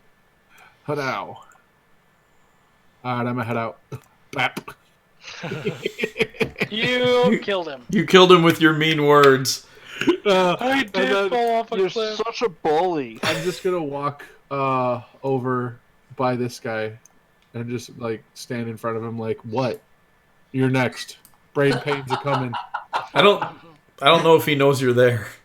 He's That's blind. kind of the point. Number 4 is blind. Yep. Right now is the Yeah. point. Yep. That was kind of the point. So you just whisper in his ear. You're No, next. I'm not getting your best position away. Mav, No, he goes to move him away and he hits him. I'm You're- looking at him. you're up, Mav. Idiot. Yeah, I knew that was coming. I thought it was coming Yeah. last round, but blindness I first. thought about it, but boop. Oh, so much clicking, Mav. Yep. All the clicks. I hate how big your character box is, by the way. I wish there was a way to limit what you could see on some of that, but can't. I feel like in the last campaign, Mav and I fought for who could get their box bigger. There was definitely a lot of box measuring going on. It's not about the size of the box, it's about how you use it. Is that better? Does that make you feel better? A little bit. Alright, dragons can only move at half speed. Just needed to automate some powers and stuff, All man. right, so that means 6 is going to have to dash to get back up the cliff, but he will get to there. Loser. Thanok. You said half speed, and I thought you meant slow, and I was like, what? Don't you know? Spear Guardian slows. Yeah, I do remember now.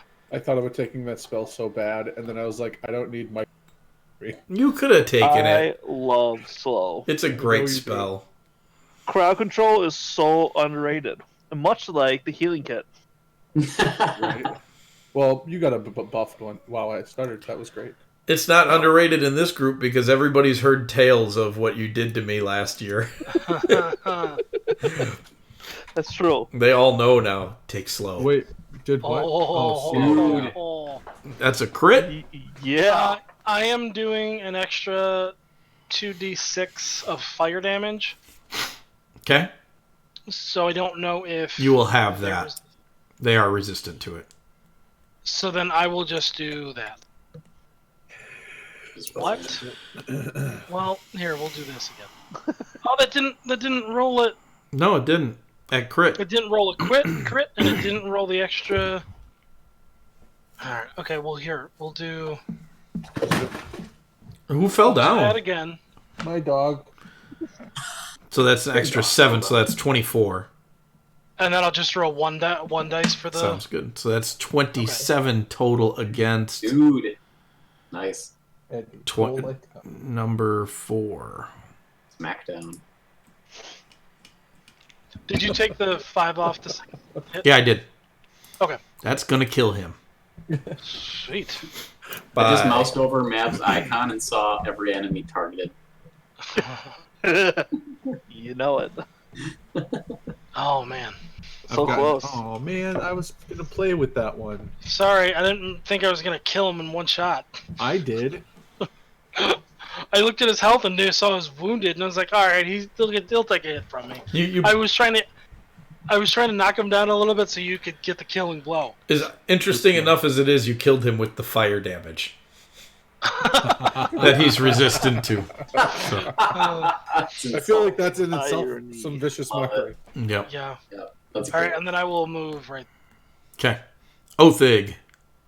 Do your thing. Yep. Get him, Brothig. Get him. Get him. There it is.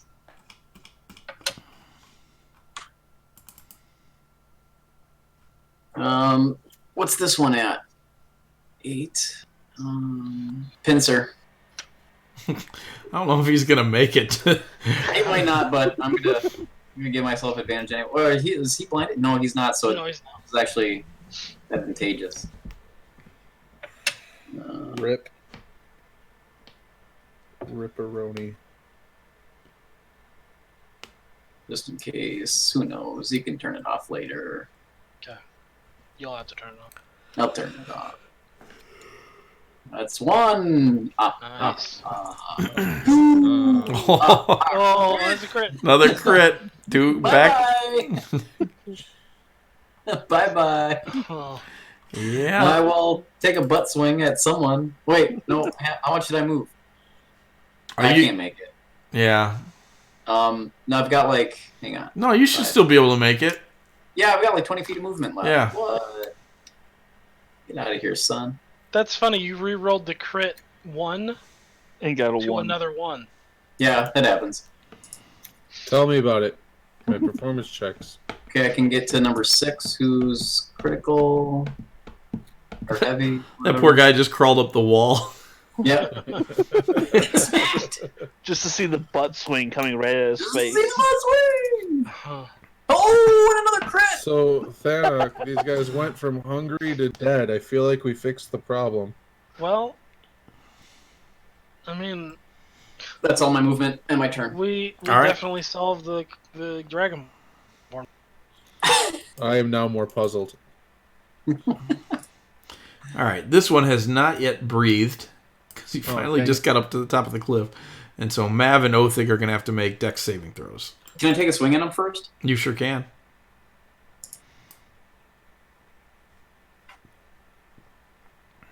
If you kill him before he gets his breath off, that's gonna just... No, I'm gonna miss him. That sucks.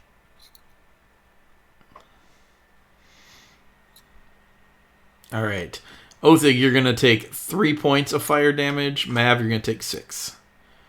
Oh, that was a bad roll. Yep. With a 19? Oh, is it the other way around? I thought you... Who failed their saving throw? Nobody failed. Oh, I thought somebody rolled... Never mind. You each take 3. Sorry about that. Didn't mean to panic you.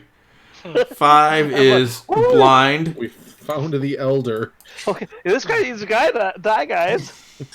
Suddenly, Mav's worried. 5 is blind. He runs towards the cliff, stops, and then runs south. Aww. Oh, He knows his home.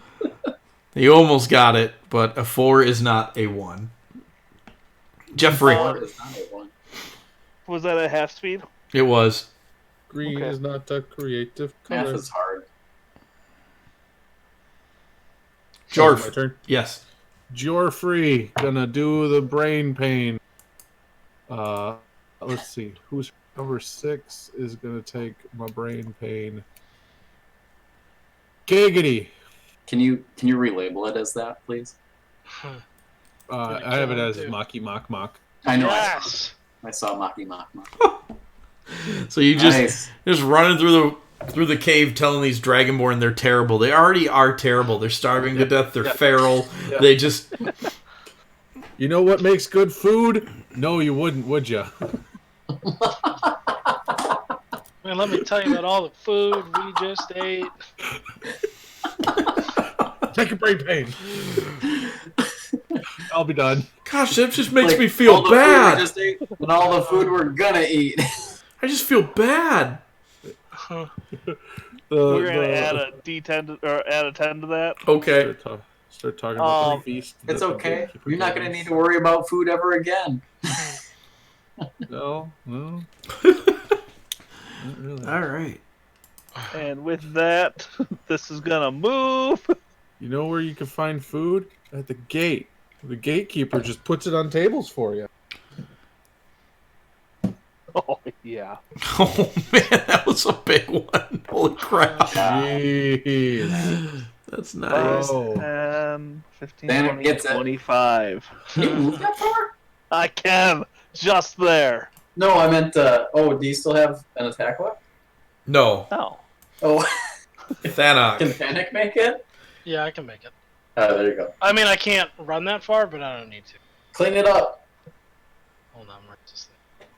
Just Oh, with by the way, everybody gets some healing Why? Healing! because I use my divine precision. That happens? Yep. Yeah. Yes. So everybody can take 11 healing. Jeez. Nice. I am no You targeted the Dragonborn. You brought him back from the dead. Yeah. Wait, that means I'm up. I get to kill him. No, I'm not done attacking yet. Oh, okay. You get to kill him still. All right, so you Yeah. blast him. Kill him You again. you blast him with your mind, and the area calms down. You don't hear any more hissing or shrieking that you were hearing when the Dragonborn were coming for you. You just Can hear I the just look over at Phil? Jeez. Go look over at almost, Jeff. man. We had 2 minutes left. 2 minutes. I know. Oh, man. That was the one for Thursday. Anything else you guys want to do here right before we call it quits, and we'll finish up this I can match the war gong. cave next week? No, I think Definitely, we need the war gong. All right, then this is where I will leave you, and we will start All right. in this room with all the dead Dragonborn bodies next week. All right. All Cool. right. All right. Good night, everybody. Good night. Excellent. Good night, guys. Game. Night, guys.